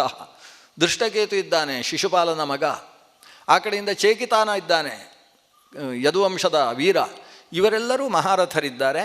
ಇವರೆಲ್ಲರನ್ನೂ ನಾನು ಹೋರಾಡಿ ಹಿಮ್ಮೆಟ್ಟಿಸಬಲ್ಲೆ. ಆದರೆ ಶಿಖಂಡಿ ಒಬ್ಬ ಇದ್ದಾನಲ್ವಾ, ಅವನೆಲ್ಲಿಯಾದರೂ ನನ್ನ ಮುಂದೆ ಯುದ್ಧಕ್ಕೆ ಬಂದ ಅಂದರೆ ನಾನು ಅಲ್ಲಿಂದ ಯುದ್ಧ ಮಾಡುವುದಿಲ್ಲ. ಅಲ್ಲಿಗೆ ನಾನು ಯುದ್ಧ ನಿಲ್ಲಿಸುವುದು. ಶಿಖಂಡಿಯ ಬಗ್ಗೆ ಎಲ್ಲರೂ ಕೂಡ ಜಾಗೃತಿಯಾಗಿರಿ. ಅರ್ಜುನಂ ವಾಸುದೇವಂಚ ಯೋತ್ಸ್ಯೆ. ಎಲ್ಲರನ್ನೂ ಯುದ್ಧದಲ್ಲಿ ನಾನು ಹೋರಾಡಿ ಕೆಳಗೆ ಇಳಿಸಬಲ್ಲೆ. ಆದರೆ ಪಾಂಚಾಲ್ಯಂತು ಮಹಾಬಾಹೋ ನಾಹಂ ಹನ್ಯಾಂ ಶಿಖಂಡಿನಂ. ಪಾಂಚಾಲ ದೇಶದ ದ್ರುಪದನ ಮಗನಾದಂತಹ ಶಿಖಂಡಿ, ಅವನನ್ನೊಬ್ಬನನ್ನು ಮಾತ್ರ ನಾನು ಮುಟ್ಲಿಕ್ಕೆ ಹೋಗುವುದಿಲ್ಲ. ಆದ್ದರಿಂದ ಶಿಖಂಡಿ ನನ್ನ ಮುಂದೆ ಯುದ್ಧಕ್ಕೆ ಬರದೇ ಇರುವ ಹಾಗೆ ನೋಡಿಕೊಳ್ಳುವ ಜವಾಬ್ದಾರಿ ನಿಮ್ಮೆಲ್ಲರಿಗೂ ಇದೆ. ನಾನು ಶಿಖಂಡಿ ಎಲ್ಲಿಯಾದರೂ ಎದುರಾದ ಅಂತಾದರೆ ನನ್ನ ಯುದ್ಧ ಮುಗಿಯಿತು ಅಂತ ಅರ್ಥ. ನಾನು ಅವನ ಜೊತೆಗೆ ಹೋರಾಡುವುದಿಲ್ಲ. ದುರ್ಯೋಧನ ಕೇಳ್ತಾನೆ, ಅದು ಯಾಕೆ? ನಿಮ್ಮದು ಸಿಕ್ಕಾಬಟ್ಟೆ ಆಯಿತು, ನಿಮ್ಮದು ಬೇರೆ ಬೇರೆ. ಅವತ್ತು ಹೇಳಿದ್ರಿ ಪಾಂಡವರನ್ನು ಹೊಡೆಯೋಲ್ಲ ಅಂತ ಹೇಳಿದ್ರಿ, ಅಸ್ತು ಅಂತ ಹೇಳಿದ್ವಿ. ಆಮೇಲೆ ನಾನು ಪಾಂಡವರನ್ನು ಹೊಡೆಯುವುದಿಲ್ಲ ಮಾತ್ರ ಅಲ್ಲ, ನನ್ನ ಮುಂದೆ ಶಿಖಂಡಿ ಬರಬಾರ್ದು ಅಂತ ಈಗ ಬೇರೆ ಹೇಳ್ತಾ ಇದ್ದೀವಿ. ಶಿಖಂಡಿ ಮುಂದೆ ಬರಬಾರ್ದು. ತುಂಬ ಉಂಟು. ನಹಿ ಸ್ತ್ರೀಪೂರ್ವಕೋ ರಾಜನ್. ಅವನು ಹೇಳ್ತಾನೆ, ಭೀಷ್ಮ ಅದಕ್ಕೆ ಉತ್ತರ ಕೊಡ್ತಾನೆ, ಶಿಖಂಡಿಯ ಜೊತೆಗೆ ನಾನು ಯಾಕೆ ಹೋರಾಡುವುದಿಲ್ಲ ಅನ್ನೋದಕ್ಕೆ ದೊಡ್ಡ ಕಥೆ ಉಂಟು. ಈಗ ಇನ್ನು ನಾಳೆ ಮುಗಿಸುವುದು ಅದೇ ಕಥೆ. ಅಂಬೋಪಾಖ್ಯಾನ ಪರ್ವ ಅಂತ ಈಗ ಶುರು ಆಗ್ತದೆ. ಅಂಬಾ, ಅಂಬಾಲಿಕಾ, ಅಂಬಿಕಾ ಅಂತ ಹೇಳುವ 3 ಜನ ಕಾಶಿಸುತೆಯರ ಕಥೆ. ಆ ಕಥೆಯನ್ನು ಮುಂದಿಟ್ಟುಕೊಂಡು ಭೀಷ್ಮ ಹೇಳ್ತಾನೆ, ಈ ಶಿಖಂಡಿ ಹೆಣ್ಣಾಗಿದ್ದವ ಗಂಡಾಗಿದ್ದಾನೆ. ಗಂಡು ಈಗ ಇರುವುದು ಮಾತ್ರ ನಿಜವಾಗಿ ಹೆಣ್ಣು. ಅದು ಅವನ ಶರೀರ ಅಲ್ಲ, ಅದು ಯಾವುದೋ ಗಂಡಿನ ಶರೀರದಲ್ಲಿ ಆ ಹೆಣ್ಣು ಬಂದದ್ದು. ಅವಳು ಅಂಬೆಯೇ, ಸಾಕ್ಷಾತ್ ಅಂಬೆಯೇ ಒಂದು ಗಂಡಿನ ಶರೀರದಲ್ಲಿ ಬಂದದ್ದು. ಆದ್ದರಿಂದ ಅವನಿಗೆ ಸರಿಯಾಗಿ ಈ ಯಜ್ಞದ ನಮ್ಮ ಯುದ್ಧ ಮಾಡಬೇಕಾದ್ರೆ ಕವಚ ಅವನಾಗಿ ಹಾಕ್ಕೊಳ್ಳುವುದಿಲ್ಲ. ಅವನಿಗೆ ಸೀರೆ ಉಡುವುದಕ್ಕೆ ಬರುವುದೇ ಹೊರತು ಈ ಕವಚ ಹಾಕಿಕೊಂಡು ಯುದ್ಧ ಮಾಡುವುದಕ್ಕೆ ಬರುವುದಿಲ್ಲ. ಅದೆಲ್ಲ ಯಾರಾದರೂ ಮಾಡಿ ವೇಷ ಹಾಕಿಸಿ ಕಳಿಸುವುದವನು. ಅವ ಸ್ತ್ರೀಪೂರ್ವಕ. ಈ ವಿಷಯ ಎಲ್ಲ ನಿಂಗೆ ಗೊತ್ತಿಲ್ಲ ಅನಿಸುತ್ತೆ, ನಂಗೆ ಗೊತ್ತಿದೆ. ಅದು ಕನ್ಯಾಭೂತ್ವ ಪುಮಾನ್ ಜಾತಃ. ಹೆಣ್ಣಾಗಿದ್ದವ ಗಂಡಿನ ವೇಷ ಹಾಕಿಕೊಂಡವ. ಹಾಗಾಗಿ ಅವನು ಯುದ್ಧಕ್ಕೆ ಬಂದರೆ ನಾನು ಈ ಹಸ್ತಿನಪುರದ ಸೇನಾಧಿಪತಿಯಾಗಿ ನಾನು ಹೋರಾಡುವಂಥದ್ದು ಆಗುವುದಿಲ್ಲ. ನನ್ನ ಮನಸ್ಸು ಹಾಗೆ ಹೇಳ್ತದೆ, ಅವನ ಜೊತೆಗೆ ಹೋರಾಡಬಾರ್ದು ಅಂತ ನನ್ನ ಮನಸ್ಸು ಹೇಳ್ತದೆ. ಯಾಕಂದರೆ ಅದಕ್ಕೂ ನನಗೂ ಒಂದು ವಿಶಿಷ್ಟವಾದ ಕಥೆ ಇದೆ ಅಂತ ಹೇಳಿ ಕಥೆ ಶುರುವಾಗ್ತದೆ. ಈ ಮುಂದಿನ ಕಥೆಗಳೆಲ್ಲ ಸಂಜಯ ಧೃತರಾಷ್ಟ್ರನಿಗೆ ಹೇಳುವ ರೀತಿಯಲ್ಲಿ ಕಥೆ ಬರ್ತದೆ. ಅಂದರೆ ಯಾಕಂದರೆ ಇದೆಲ್ಲ ನಡೆದದ್ದು ಹಸ್ತಿನಪುರದಲ್ಲೆಲ್ಲ ಈ ಕಥೆಗಳೆಲ್ಲ. ಇದು ಈಗ ಕುರುಕ್ಷೇತ್ರದ ಯುದ್ಧ ಭೂಮಿಯಲ್ಲಿ ನಡೀತಾ ಇರುವ ಕಥೆ. ಶಿಬಿರದಲ್ಲಿ ಆಗತಕ್ಕಂಥ ವಿಚಾರಗಳು. ಶಿಬಿರದಲ್ಲಿ ಏನೇನು ಘಟನೆ ನಡೆಯಿತು ಅದು ಧೃತರಾಷ್ಟ್ರನಿಗೆ ಸಂಜಯನ ಮೂಲಕವಾಗಿ ಬಿತ್ತರಿಸಲ್ಪಡ್ತಕ್ಕಂಥದ್ದು. ಹಾಗಾಗಿ ಇಲ್ಲಿ ಸಂಜಯ ಧೃತರಾಷ್ಟ್ರ ಸಂವಾದ ರೂಪದಲ್ಲಿ ಮುಂದಿನ ಕಥೆಗಳ ಪ್ರಾರಂಭ ಆಗ್ತದೆ. ನನಗೆ ಸ್ವಲ್ಪ ವಿಸ್ತಾರವಾಗಿ ಕಥೆ ಹೇಳಿ ಅಂತ ದುರ್ಯೋಧನ ಕೇಳಿದಾಗ ಭೀಷ್ಮಾಚಾರ್ಯರು ಅಂಬೋಪಾಖ್ಯಾನವನ್ನು ವಿಶಾಲ ಬಿಡಿಸಿ ಹೇಳ್ತಾರೆ. ನಾವು ಸ್ವಲ್ಪ ಸಂಕ್ಷೇಪವಾಗಿ ಕೇಳುವ, ಯಾಕಂದರೆ ಈ ಕಥೆ ನನಗಿಂತ ಹೆಚ್ಚು ನಿಮಗೆಲ್ಲ ಚೆನ್ನಾಗಿ ಗೊತ್ತಿರ್ತದೆ.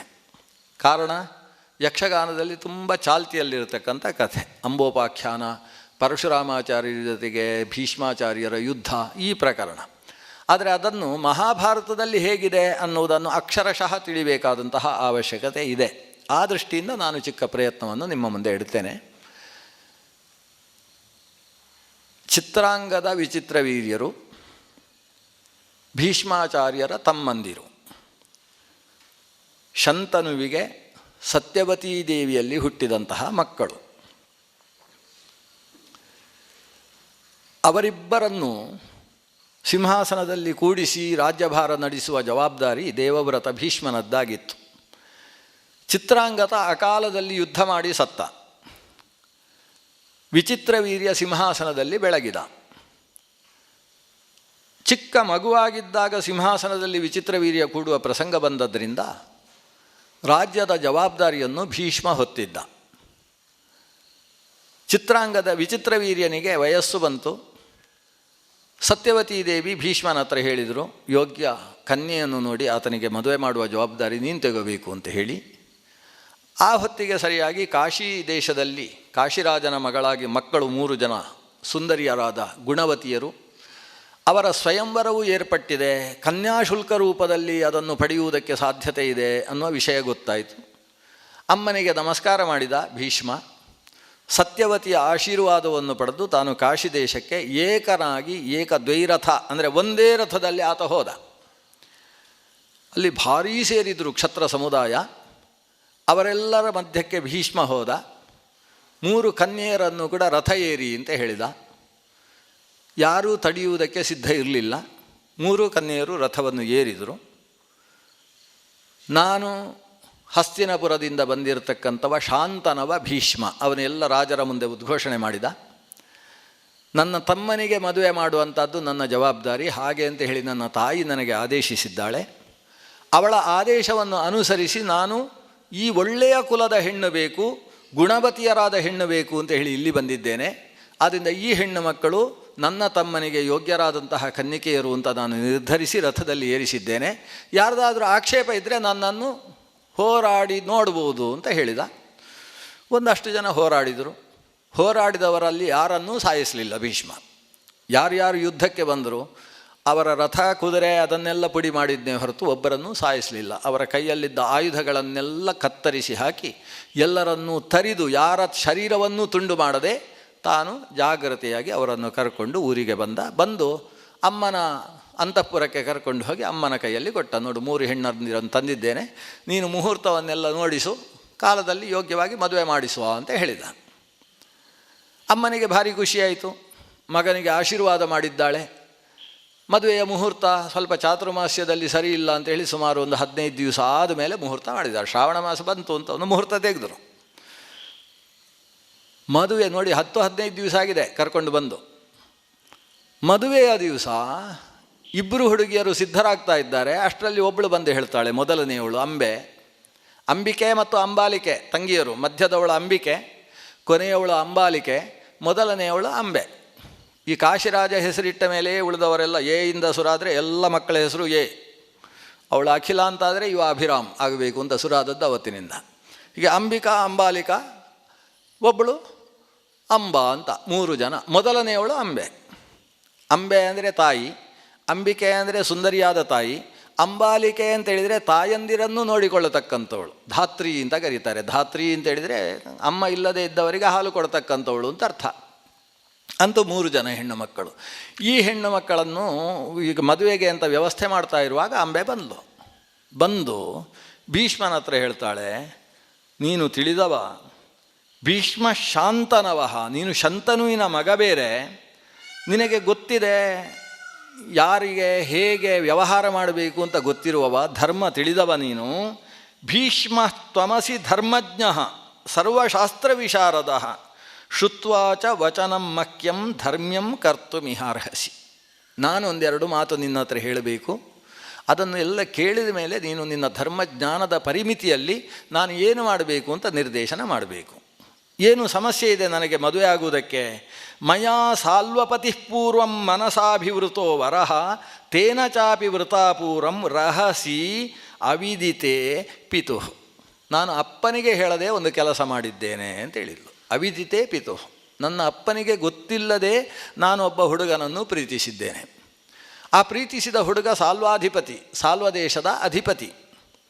ಆ ಸಾಲ್ವಪತಿ ನಾನು ಅವನನ್ನು ಪ್ರೀತಿಸಿದ್ದು ಮಾತ್ರ ಅಲ್ಲ, ಆತ ನನಗೆ ಭಾಷೆ ಕೊಟ್ಟಿದ್ದಾನೆ, ನಾನು ನಿನ್ನನ್ನೇ ಮದುವೆ ಆಗುವುದು ಅಂತ ಹೇಳಿದ್ದಾನೆ. ಹಾಗಾಗಿ ನಾವು ಪರಸ್ಪರ ಅಭಿಮಂತ್ರಣ ಮಾಡಿಕೊಂಡಿದ್ದೇವೆ. ನಾನು ಇಷ್ಟು ಆಗಿ ಅವನಲ್ಲಿ ನಾನು ಪ್ರೀತಿ ಮಾಡಿ ಅವನಿಗೆ ಮಾತು ಕೊಟ್ಟು ಅವನನ್ನೇ ಮದುವೆ ಆಗ್ತೇನೆ ಅಂತ ಇವತ್ತಿಗೂ ಮನಸ್ಸಿನಲ್ಲಿ ಹಾಗೇ ಭಾವಿಸಿ ನಾನು ಈಗ ನಿನ್ನ ತಮ್ಮನನ್ನು ವಿವಾಹವಾಗುವುದು ಎಷ್ಟು ಸರಿ, ನನಗೆ ಯಾಕೋ ಇದು ಧರ್ಮ ಅಲ್ಲ ಅಂತ ಅನಿಸುತ್ತೆ, ನನಗಿಂತ ಹೆಚ್ಚು ಧರ್ಮ ತಿಳಿದವ ನೀನು, ಆದ್ದರಿಂದ ನೀನೇನು ತೀರ್ಮಾನ ಕೊಡ್ತೀಯ ಹಾಗೆ ನಡ್ಕೊಳ್ತೇನೆ ಅಂತ ಹೇಳಿದ್ಲು. ಭೀಷ್ಮ ಹೇಳಿದ, ನೀನು ಇನ್ನೊಬ್ಬರಿಗೆ ಮನಸ್ಸು ಕೊಟ್ಟದ್ದು ತಪ್ಪು, ಇಲ್ಲ ನೀನು ಅಲ್ಲೇ ಹೇಳಬೇಕಿತ್ತು. ನಾನು ರಥಕ್ಕೆ ಏರಿಸಿದಾಗ ನನ್ನ ತಮ್ಮನಿಗೆ ಮದುವೆ ಮಾಡುವುದಕ್ಕೆ ಕರ್ಕೊಂಡು ಹೋಗ್ತಾ ಇದ್ದೇನೆ ಅಂತ ಹೇಳಿದಾಗ, ಇಲ್ಲ ನಾನು ಈ ಸಾಲ್ವನನ್ನು ನಾನು ಪ್ರೀತಿಸಿದ್ದೇನೆ ಅಂತ ನಾನು ಹೇಳಿದರೆ ಅಲ್ಲಿ ಬಿಟ್ಟು ಬರ್ತಿದ್ದೆ, ದೊಡ್ಡ ವಿಷಯ ಇಲ್ಲ. ಆದರೆ ಇಲ್ಲಿ ತನಕ ಬಂದೆ, 15 ದಿವಸವಾಯಿತು, ಮುಹೂರ್ತ ತೀರ್ಮಾನ ಆಯಿತು. ಈವಾಗ ಇಲ್ಲಿ ಎಲ್ಲ ಲಾಜ ಇತ್ಯಾದಿಗಳನ್ನು ಹಿಡ್ಕೊಂಡು ಆ ಕಡೆಯಿಂದ ಜೀರಿಗೆ ಬೆಲ್ಲ ಸಿದ್ಧ ಮಾಡಿ ಪುರೋಹಿತರು ಪುಣ್ಯಾಹವಾಚನದ ಮಂತ್ರ ಶುರು ಮಾಡುವಾಗ ಹೇಳ್ತಾ ಇದ್ದಿ ನಾನು ಇನ್ನೊಬ್ಬರನ್ನು ಪ್ರೀತಿಸಿದ್ದೇನೆ ಅಂತ. ಹಾಗಾದ್ರೆ ನಮ್ಮ ಮರ್ಯಾದೆ ತೆಗಿಬೇಕು ಅಂತ ನೀನು ಮಾಡಿದ್ದಿ. ಎಲ್ಲ ಊರಿಗೆಲ್ಲ ಹೆಸರು ಕಳಿಸಿ ಆಗಿದೆ, 3 ಜನರ ಜೊತೆಗೆ ಮದುವೆ ಅಂತ ಲಗ್ನ ಪತ್ರಿಕೆಯಲ್ಲಿ ಹೆಸರು ಪ್ರಿಂಟ್ ಆಗಿದೆ. ಇದೆಲ್ಲ ಆದ ಮೇಲೆ ನಿಂದು ಉಪದ್ವ್ಯಾಪ ಇದೆ. ಆದರೆ ಇನ್ನೊಬ್ಬರನ್ನು ಪ್ರೀತಿಸಿ ಅವರಿಗೆ ಮಾತು ಕೊಟ್ಟು ಆತನೂ ನಿನ್ನನ್ನೇ ಮದುವೆ ಆಗ್ತೇನೆ ಅಂತ ಮಾತು ಕೊಟ್ಟದ್ದೇ ಹೌದಾದರೆ, ಆ ಮಾತಿಗೆ ಬದ್ಧನಾಗಿರ್ತಾನೆ ಅನ್ನುವ ವಿಷಯ ನಿನಗೆ ದೃಢವಾಗಿದೆ ಅಂತಾದರೆ ನೀನು ಅಲ್ಲಿಗೆ ಹೋಗುವುದೇ ಶ್ರೇಯಸ್ಸು. ಇಲ್ಲಿ ಈತನ ಜೊತೆಗೆ ವಿವಾಹ ಮಾಡುವುದು ನಾನು ಮಾಡಿದ ತಪ್ಪಾಗ್ತದೆ. ಸಮಾಂ ಪ್ರತೀಕ್ಷತೆ ಓಢುಂ ಸಾಲ್ವರಾಜೋ ವಿಷಾಂಪತೆ. ಇವಳು ಮತ್ತೆ ಹೇಳ್ತಾಳೆ, ಹೌದು ರಾಜ, ಅವನೀಗ ನನ್ನನ್ನೇ ಯೋಚನೆ ಮಾಡಿಕೊಂಡು 15 ದಿವಸ ನಿದ್ದೆ ಮಾಡಿರಲಿಕ್ಕಿಲ್ಲ.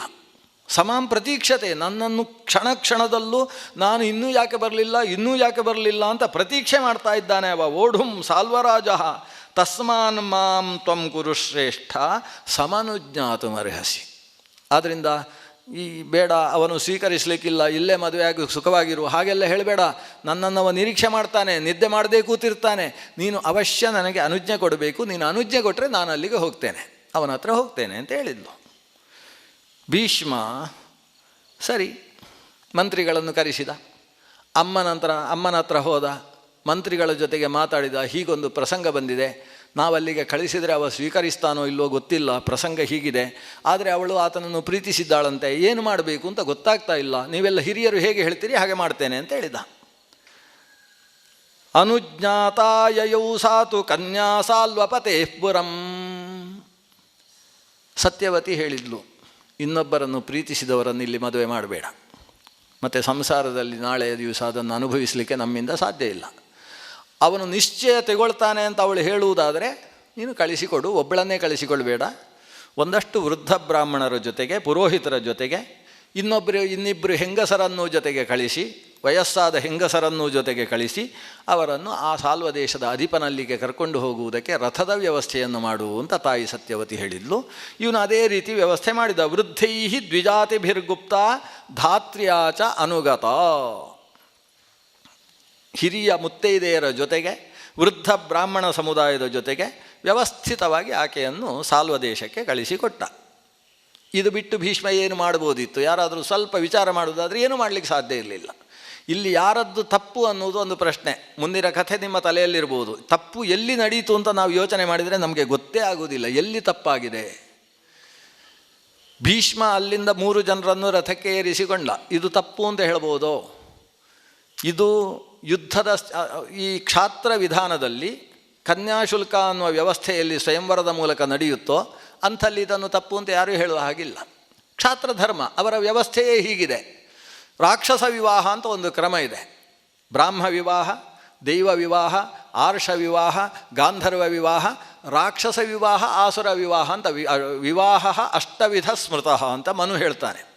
ಅದರಲ್ಲಿ ಕ್ಷತ್ರಿಯರಿಗೆ ರಾಕ್ಷಸ ವಿವಾಹ, ಆಸುರ ವಿವಾಹ ಇವುಗಳು ಸಮ್ಮತವಾಗಿದ್ದಾವೆ.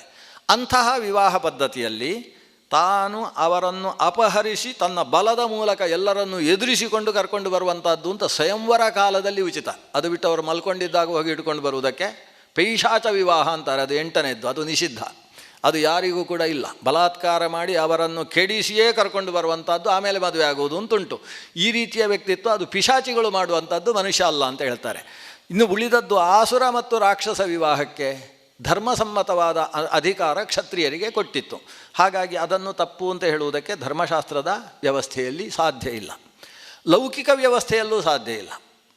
ತನ್ನ ತಮ್ಮನಾದ ಯುವಕನಿಗೆ ಅನುರೂಪಳಾದಂತಹ ವಧುವನ್ನು ನನ್ನ ಸಾಮರ್ಥ್ಯದಿಂದ ನಾನು ಕರ್ಕೊಂಡು ಬರ್ತೇನೆ ಅಂತ ಹೇಳಿದರೆ ಒಬ್ಬ ಯೋಗ್ಯ ರಾಜ ಆ ಕೆಲಸ ಮಾಡಿದಾಗ ಅದನ್ನು ಯಾರಿಂದಲೂ ತಡೆಯುವುದಕ್ಕೆ ಆಗುವುದಿಲ್ಲ. ಅಂಥ ಸಾಮರ್ಥ್ಯದಿಂದ ಕರ್ಕೊಂಡು ಬಂದಿದ್ದಾನೆ.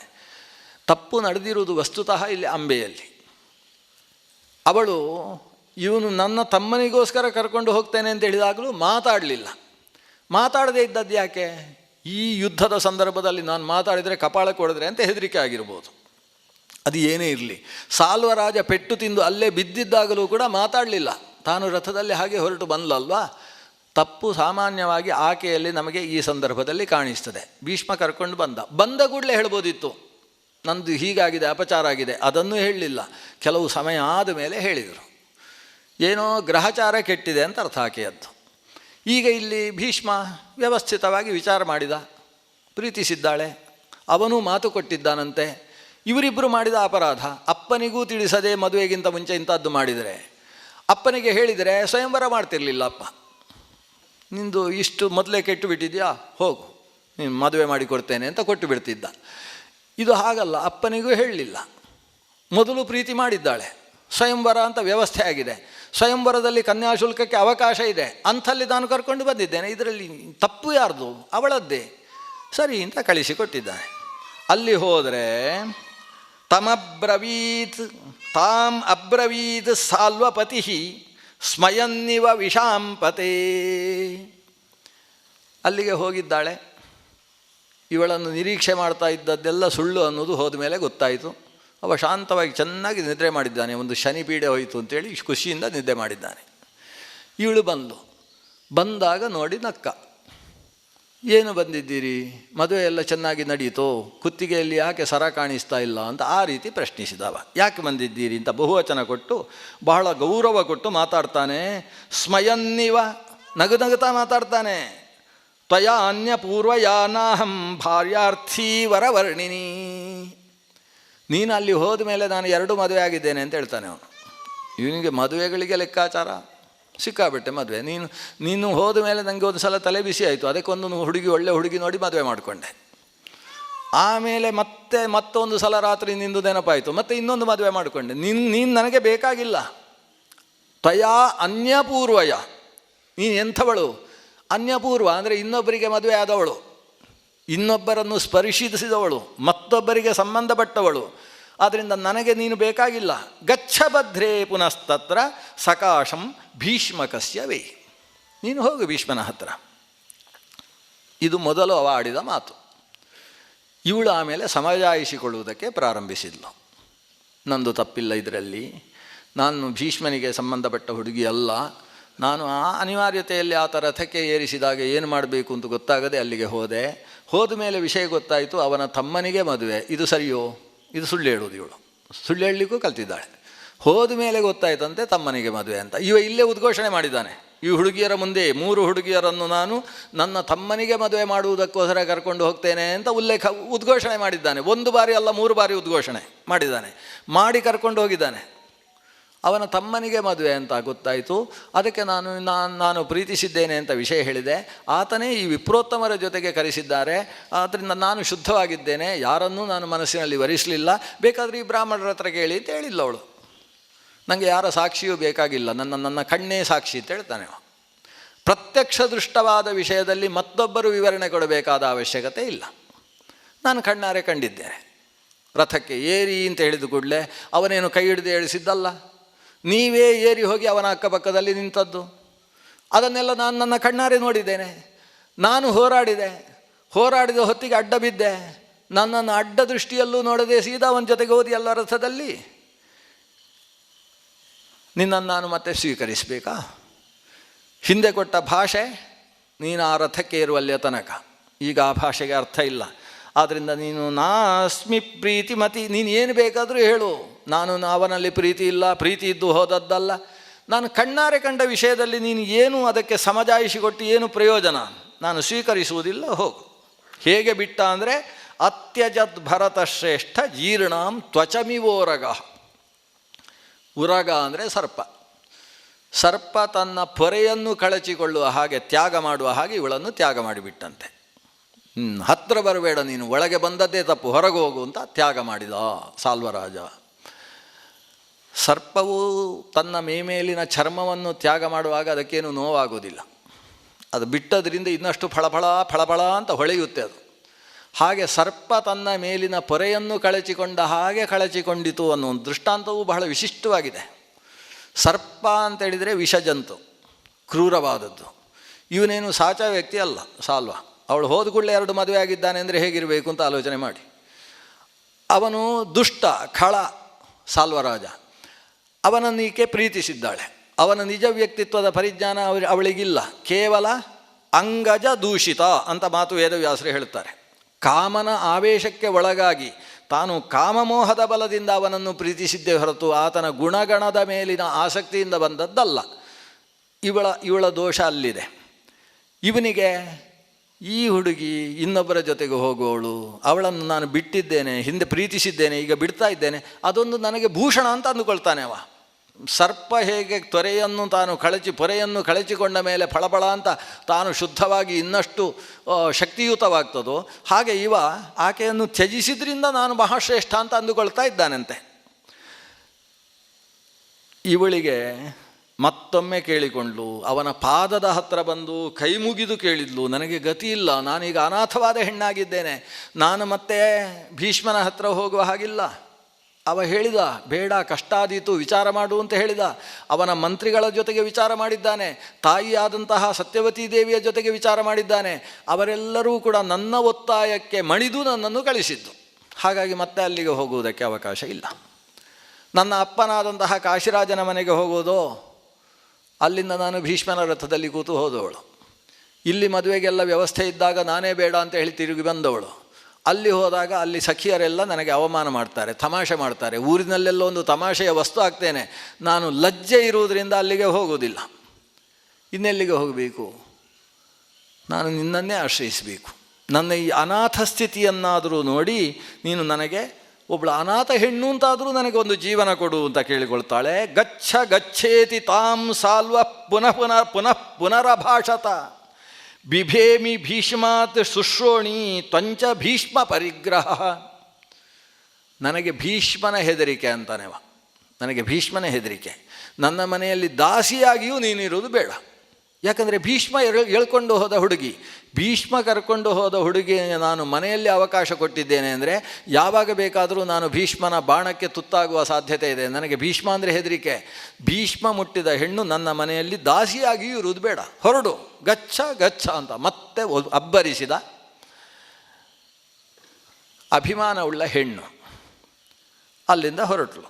ಸಾ ನಿಷ್ಕ್ರಾಮಂತಿ ನಗರಾತ್ ಚಿಂತಯಾಮಾಸ ಭಾರತ.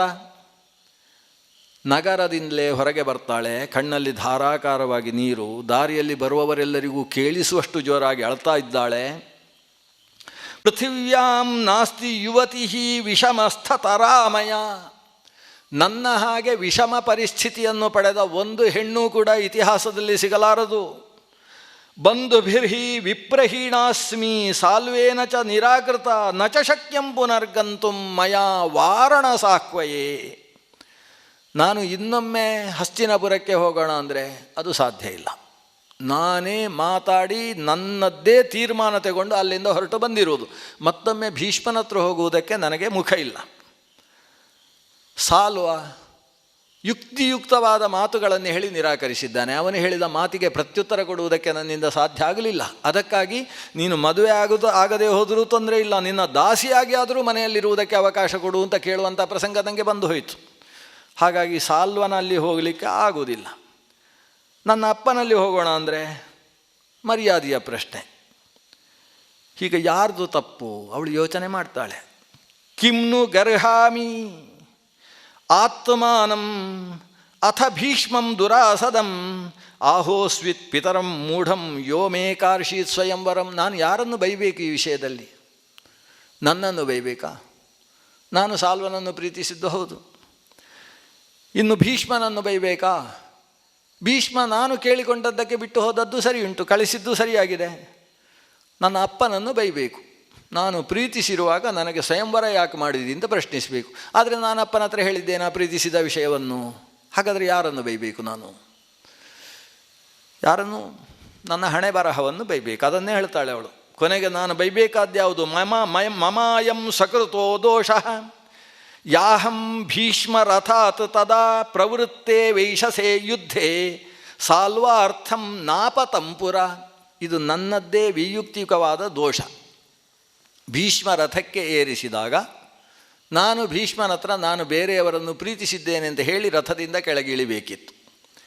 ಇಲ್ಲ, ಅದು ಹೇಳದೇ ಹೋದರೂ ಕೂಡ ರಥ ಮುಂದೆ ಸಾಗುತ್ತೆ ಅಂತಾದಾಗ ಜಾರಿ ಬಿದ್ದ ಹಾಗಾದರೂ ನಾಟಕ ಮಾಡಬೇಕಿತ್ತು. ರಥಾತ್ ನ ಅಪತಂಪುರ. ಅವತ್ತು ಆ ರಥದಿಂದ ನಾನು ಕೆಳಗೆ ಇಳಿಲಿಲ್ಲ ಅನ್ನೋದು ನನ್ನದ್ದೇ ಆದ ದೋಷ.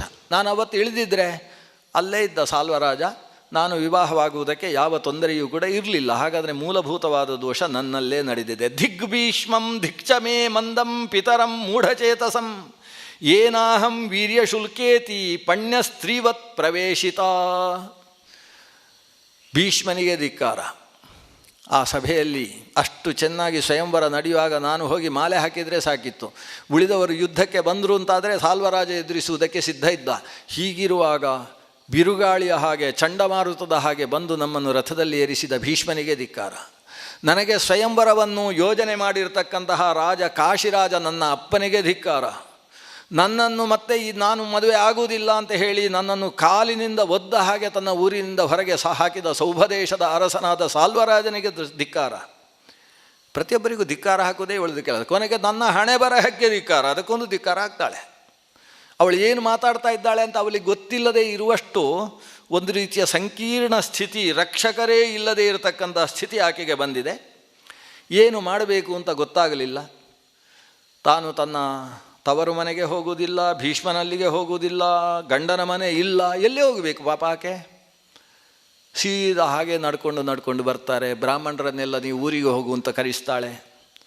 ಜೊತೆಗಿದ್ದ ಧಾತ್ರಿಯರನ್ನು ನಿಮಗೆ ಬೇಕಾದಲ್ಲಿಗೆ ಹೋಗಿ ಅಂತ ಕಳಿಸ್ತಾಳೆ. ತಾನು ನಡ್ಕೊಂಡು ಊರ ಹೊರಗಿನ ಕಾಡಿಗೆ ಹೋಗ್ತಾಳೆ. ಕಾಡಿಗೆ ಹೋದರೆ ಅಲ್ಲೊಂದು ತಪೋವನ. ತಪೋವನದಲ್ಲಿ ಒಂದಷ್ಟು ಋಷಿಗಳು ವೇದ ಪಾರಾಯಣ ಮಾಡ್ತಾ ಇದ್ದಾರೆ. ಆ ವೇದ ಪಾರಾಯಣ ಮಾಡ್ತಾ ಇರುವ ಪ್ರದೇಶದಲ್ಲಿ ಹೋಗಿ ಅವರ ಪಕ್ಕದಲ್ಲಿ ತಾನು ಕೂಡ್ತಾಳೆ. ಗುಸುಗುಸು ಅಂತ ಅಳ್ತಾ ಇದ್ದಾಳೆ. ಸೆರಗು ಮುಖಕ್ಕೆ ಹಾಕ್ಕೊಂಡಿದ್ದಾಳೆ. ತನ್ನ ಹಣೆ ಬರಹವನ್ನೇ ಧಿಕ್ಕರಿಸ್ತಾ ಇದ್ದಾಳೆ. ಅವರು ವೇದ ಪಾರಾಯಣ ಮಾಡ್ತಾ ಇದ್ದವರು ಅರ್ಧದಲ್ಲಿ ನಿಲ್ಲಿಸಿದರು. ಇದಕ್ಕೆ ವಿಘ್ನ ಅಂತ ಹೆಸರು. ವೇದ ವಿಘ್ನ. ನಾವು ಅಳುವಾಗಲೂ ಅವರ ವೇದ ಪಾಠ ಮುಗಿಸಿದ ಮೇಲೆ ಅಳಬೇಕು. ಮಧ್ಯದಲ್ಲಿ ಅಳುವುದಕ್ಕೂ ಅವಕಾಶ ಇಲ್ಲ. ವೇದ ಪಾಠಕ್ಕೆ ವಿಘ್ನ ಮಾಡಬಾರ್ದು. ಇವಳು ಅಳ್ತಾ ಇದ್ದಾಳೆ. ಅವರು ವೇದ ಪಾಠ ನಿಲ್ಲಿಸಿ ಬಂದು ಈಕೆಗೆ ಏನಾಗಿದೆ ಅಂತ ಒಬ್ಬರು ನೀರು ತಗೊಂಡು ಬಂದರು, ಇನ್ನೊಬ್ಬರು ಅರಶಿಣ ತಗೊಂಡು ಬಂದರು. ಎಲ್ಲಾದರೂ ಗಾಯ ಆಗಿದೆ, ಹಾವು ಕಚ್ಚಿರ್ತದೆ, ಏನೋ ಆಗಿರ್ತದೆ ಅಂತ. ಈ ಸಿಟಿಯವರು ಕಾಡಿಗೆ ಹೋದರೆ ಸಮಸ್ಯೆ ಅಂಥದ್ದು. ಅವರಿಗೆ ಯಾವ ಹಾವು ಕಚ್ಚಿದರೆ ಒಳ್ಳೆಯದು, ಯಾವ ಹಾವು ಕಚ್ಚಿದರೆ ಕೆಟ್ಟದು ಏನು ಗೊತ್ತಿರೋದಿಲ್ಲ. ಅದು ಯಾವುದೋ ಹಾವು ಮೇಲೆ ಬಂದರೆ ಸಾಕು, ಹೆದರ್ಕೊಂಡು ಅಳ್ಳಿಕ್ಕೆ ಶುರು ಮಾಡ್ತಾರೆ. ಹಾಗೇ ಏನೋ ಆಗಿದೆ ಈ ಹೆಣ್ಣಿಗೆ ಅಂತ ಅಂದ್ಕೊಂಡು ಉಪಚಾರ ಮಾಡುವುದಕ್ಕೆ ಬಂದರು ಎಲ್ಲರೂ. ಬಂದರೆ ಇವರು ಹೇಳ್ತಾಳೆ, ನನಗೆ ಹಾಗೇನೂ ಆಗಲಿಲ್ಲ. ನನ್ನ ಪರಿಸ್ಥಿತಿ ಕೇಳಿದರೆ ನೀವು ಇನ್ನು ಮುಂದೆ ವೇದ ಪಾರಾಯಣ ಮಾಡಲಿಕ್ಕೆ ಇಲ್ಲ, ಅಂಥ ಪರಿಸ್ಥಿತಿ ಬಂದು ಹೋಗಿದೆ ಅಂತ ಹೇಳ್ತಾಳೆ. ಹೇಳಿದರೆ ಅಲ್ಲಿ ಶೈಖಾವತ್ಯ ಅಂತ ಒಬ್ಬ ಮಹಾ ತಪಸ್ವಿ ಇದ್ದ. ಇವಳು ಬುಸುಗುಡ್ತಾ ಇದ್ದಾಳೆ, ಸಿಟ್ಟು ಬರ್ತಾ ಇದೆ, ದುಃಖ ಉಮ್ಮಳಿಸ್ತಾ ಇದೆ. ಅದನ್ನೆಲ್ಲ ನೋಡಿ ಕೇಳ್ತಾನೆ, ಮಯೈವ, ಈಗ ಇದೆಲ್ಲ ನಿನ್ನ ಪರಿಸ್ಥಿತಿ ಏನು ದುಃಖಕ್ಕೆ ಕಾರಣ ಅದನ್ನು ಸಾವಕಾಶವಾಗಿ ಹೇಳು. ನೀನು ಒಂದು ಬಾರಿ ನಿನ್ನ ದುಃಖದ ಕಾರಣವನ್ನು ಹೇಳಿಕೊಂಡಿದ್ದಾದರೆ ನಿನಗೆ ದುಃಖ ಇಳಿಯುತ್ತೆ. ಅದನ್ನು ಮೊದಲು ದುಃಖಕ್ಕೆ ಕಾರಣವನ್ನು ಸರಿಯಾಗಿ ವಿವೇಚನೆ ಮಾಡಿ ಹೇಳು ಅಂತ ಹೇಳಿದವ. ಇವಳು ದುಃಖದ ಕಾರಣ ಹೇಳುವಷ್ಟು ನನಗೆ ವ್ಯವಧಾನ ಇಲ್ಲ, ಸಿಕ್ಕಾಬಟ್ಟೆ ಸಮಸ್ಯೆ ಆಗಿದೆ, ನೀವು ವೇದ ಪಾರಾಯಣ ಮಾಡಿ ಅಂತ ಹೇಳಿದ್ಳು. ಸರಿ, ಹಾಗಾದರೆ ಅಷ್ಟೊತ್ತು ಅಳಬೇಡ, ಯೋಚನೆ ಮಾಡ್ತಾ ಇರು, ಸಮಸ್ಯೆ ಏನಾಗಿದೆ ಅದನ್ನು ಯೋಚನೆ ಮಾಡ್ತಾ ಇರು. ಇವರು ಮತ್ತೆ ವೇದ ಪಾರಾಯಣಕ್ಕೆ ಬಂದರು. ಗುಸುಗುಸು ಅಂತ ಅಳುವುದಕ್ಕೆ ಶುರು ಮಾಡಿದ್ರು. ಈಗ ಗುಸುಗುಸು ಅಲ್ಲ, ಸ್ವಲ್ಪ ಜೋರೆ. ಅರೌದೀತ್ ಸಶಬ್ದಂ, ಶಬ್ದದಿಂದ ಅಳ್ಳಿಕ್ಕೆ ಶುರು ಮಾಡಿದ್ಲು. ತಡಿಲಿಕ್ಕೆ ಆಗ್ತಾ ಇಲ್ಲ ಅವಳಿಗೆ. ಇವರು ವೇದವನ್ನು ಅರ್ಧದಲ್ಲೇ ನಿಲ್ಲಿಸಿ ಬಂದು ನಿನ್ನ ಸಮಸ್ಯೆ ಹೇಳಿಕೊ ಅಂತ ಪಕ್ಕದಲ್ಲಿ ಸುತ್ತಮುತ್ತ ಕೂತರು. ಇವರಿಗೇನು ಅಂತೇಳಿದರೆ, ಇಷ್ಟು ಸುಂದರಿಯಾದ ಹುಡುಗಿ, ಮದುವೆಯ ವಯಸ್ಸಿನಲ್ಲಿರ್ತಕ್ಕಂಥ ತರುಣಿ, ರಾಜಕನ್ನಿಕೆಯ ಲಕ್ಷಣ ಕಾಣಿಸ್ತಾ ಇದೆ, ಅಲಂಕೃತಳಾಗಿದ್ದಾಳೆ, ಅಂಥವಳು ಯದ್ವಾ ತದ್ವಾ ಅಳ್ತಾ ಇದ್ದಾಳೆ, ಏನು ಕಥೆ? ಇವಳಿಗೆ ಹೇಳುವುದರಿಂದ ಸಮಾಧಾನ ಆಗುವುದಾದರೆ ಕೇಳುವುದೇ ನಮ್ಮದು ಉಪಕಾರ. ಮನುಷ್ಯ ಅಭಯದಾನ ಅನ್ನೋದು ಪ್ರತಿಯೊಬ್ಬನೂ ಮಾಡಬೇಕಾದ ಒಂದು ದಾನ ಅಂತೆ. ಅಭಯದಾನದಲ್ಲಿ ಒಂದು ಅಂಶ ಏನು ಗೊತ್ತೋ, ಒಬ್ಬರು ದುಃಖಿತರಾಗಿದ್ದರೆ ಅವರ ದುಃಖವನ್ನು ಕೇಳುವುದಕ್ಕೆ ಪುರುಸೊತ್ತು ಮಾಡಿಕೊಳ್ಳುವುದು, ಇದು ದೊಡ್ಡ ದಾನ. ಅವರಿಗೆ ಸಾಂತ್ವನವನ್ನು ಕೊಡುವಂಥದ್ದುಂಟಲ್ವ, ಅದು ಎಲ್ಲ ದಾನಕ್ಕಿಂತ ಭಾರಿ ದೊಡ್ಡದು ಅಂತ ಮಹಾಭಾರತದ ಶಾಂತಿ ಪರ್ವ ಹೇಳ್ತದೆ. ಹಾಗೆ ಋಷಿಮುನಿಗಳು ತಮ್ಮ ವೇದ ಪಾರಾಯಣದ ಪುಣ್ಯಕ್ಕಿಂತ ದೊಡ್ಡ ಪುಣ್ಯ ಇವಳ ಕಷ್ಟ ಕೇಳುವುದು. ಕಷ್ಟ ಕೇಳುವುದರಿಂದ ಏನು ಪುಣ್ಯ? ನಾನು ಇಷ್ಟು ಜನರ ಹತ್ರ ಕಷ್ಟ ಹೇಳಿಕೊಂಡೆ ಅಂತ ಅವಳಿಗೊಂದು ಸಮಾಧಾನ ಆಗ್ತದೆ. ಇಷ್ಟೇ. ಆ ಸಮಾಧಾನಕ್ಕೆ ನಾವು ಕಾರಣರಾದವಲ್ಲ. ಅವರ ಕಷ್ಟಕ್ಕೆ ನಾವೇನು ಪರಿಹಾರ ಕೊಡಲಿಕ್ಕೆ ಸಾಧ್ಯ ಇಲ್ಲ. ಈಗ ಅಂಬೆಯ ಕಷ್ಟಕ್ಕೆ ಪರಶುರಾಮ ದೇವರಿಗೆ ಸ್ವಲ್ಪ ಪರಿಹಾರ ಕೊಡಲಿಕ್ಕೆ ಆಗಲಿಲ್ಲ, ಇನ್ನು ಮನುಷ್ಯಲ್ಲಿ ಪರಿಹಾರ ಕೊಡ್ತಾನೆ. ಇದು ಪರಿಹರಿಸುವ ಸಮಸ್ಯೆ ಅಲ್ಲ. ಆದರೆ ಆ ಸಮಸ್ಯೆಯನ್ನು ಶಾಂತವಾಗಿ ಕೇಳಿ, ಛೇ ಹಾಗಾಯ್ತಾ, ಹೀಗಾಗಬಾರ್ದಿತ್ತಪ್ಪ, ಛೇ ನಿನ್ನಂಥವಳಿಗೆ ಹೀಗಾಗಬಾರ್ದಿತ್ತು, ಇಷ್ಟು ಹೇಳಿದರೆ ಸಾಕು, ಅವಳಿಗೊಂದು ಸಮಾಧಾನ. ಈ ಮಾತು ಕೊಡುವುದಕ್ಕೆ ಯಾರಿಗೆ ದಾರಿದ್ರ್ಯ ಉಂಟು? ವಚನೇ ಕಾದರಿದ್ರತ. ಕಷ್ಟದಲ್ಲಿದ್ದವರಿಗೆ ಒಂದು ಸಮಾಧಾನವನ್ನು ಹೇಳುವ ಮಾತು ಹೇಳುವುದಕ್ಕೆ ಯಾರಿಗೆ ದಾರಿದ್ರ್ಯ ಉಂಟಪ್ಪ? ಅವರಿಗೆ ನೀವು 1 ಲಕ್ಷವೋ 10 ಪೈಸೆಯೋ ಕೊಡಬೇಕಾದ ಅವಶ್ಯಕತೆ ಇಲ್ಲ. ಮಾತು ಕೊಡು, ಸಾಂತ್ವನದ ಮಾತನ್ನು ಹೇಳು, ಅದು ದೊಡ್ಡ ದಾನ. ಋಷಿಮುನಿಗಳು ಅದನ್ನು ತೋರಿಸಿದರು. ತಮ್ಮ ವೇದಾಧ್ಯಯನ ಮುಖ್ಯ ಅಲ್ಲ, ಇವಳಿಗೆ ಸಮಾಧಾನ ಮುಖ್ಯ. ಒಂದು ಚೇತನಕ್ಕೆ ಸಮಾಧಾನ ನೆಮ್ಮದಿಯನ್ನು ಕೊಡುವುದು ಪರಮ ಪುಣ್ಯಪ್ರದವಾದ ಕೆಲಸ. ಕೂತರು, ಅವಳ ಕಥೆಯೆಲ್ಲ ಹೇಳಿದರು. ಹೀಗಾಯಿತು, ಹಾಗಾಯಿತು, ಅವರು ಸ್ವೀಕಾರ ಮಾಡಲಿಲ್ಲ, ಇವರು ಬಿಟ್ಟರು, ಹೀಗಾಯಿತು. ನಂದೇ ಕಥೆ, ನಂದೇ ಹಣೆ ಬರಹ. ಆದ್ದರಿಂದ ಯಾರನ್ನು ದೂರಿ ಏನು ಪ್ರಯೋಜನ, ಎಲ್ಲ ನಂದೇ. ಅಷ್ಟು ವಿವೇಚನಾಭರಿತವಾಗಿ ಹೇಳಿದ್ಲು. ಇವರೆಲ್ಲ ಕೇಳಿದರು. ನೀರು ಕುಡಿಯುವುದಕ್ಕೆ ಕೊಟ್ಟರು, ತಿನ್ನುವುದಕ್ಕೆ ಹುರಿದ ಪದಾರ್ಥಗಳನ್ನು ಕೊಟ್ಟರು. ಅವಳು ಸ್ವೀಕಾರ ಮಾಡಲಿಲ್ಲ. ಅಲ್ಲ, ನೀನು ಹೀಗೆ ಇಲ್ಲಿ ಉಪವಾಸ ಇದ್ದರೆ ನಾವು ನಿನಗೆ ಏನೂ ಉಪಕಾರ ಮಾಡಲಿಕ್ಕೆ ಸಾಧ್ಯ? ಇದೆಲ್ಲ ರಾಜಕೀಯದ ವಿಷಯಗಳು. ನಾವು ಶೈಖಾವತ್ಯರು ಅಂದರೆ ತಲೆಯಲ್ಲಿ ಶಿಖೆ ಬಿಟ್ಟುಕೊಂಡು ಯಜ್ಞ ಯಾಗ ಪಾರಾಯಣ ಪಾಠ ಪ್ರವಚನ ಇದರಲ್ಲಿ ತೊಡಗಿದವರು. ನಾವು ಆ ರಾಜಕಾರಣಕ್ಕೆ ಮಧ್ಯದಲ್ಲಿ ಬಂದು ನಿಮಗೆ ಹೇಗೆ ಉಪಕಾರ ಮಾಡಲಿಕ್ಕಾಗ್ತದೆ? ನಾವೆಷ್ಟು ಉಪಕಾರ ಮಾಡ್ಬೋದು ಅಂದರೆ, ಇಲ್ಲಿ ಸ್ವಲ್ಪ ನೀರು ಕುಡಿಯುವುದಕ್ಕೆ ನೀರು, ಸ್ನಾನಕ್ಕೆ ಬೇಕಾದ ತೊರೆಯಲ್ಲಿ ವ್ಯವಸ್ಥೆ, ಆಮೇಲೆ ತಿನ್ನುವುದಕ್ಕೆ ಏನಾದರೂ ದೈವಿ ಪ್ರಸಾದ, ಇದು ಕೊಟ್ಟು ಉಪಕಾರ ಮಾಡ್ಬೋದು, ನೆಮ್ಮದಿ ಕೊಡ್ಬೋದು.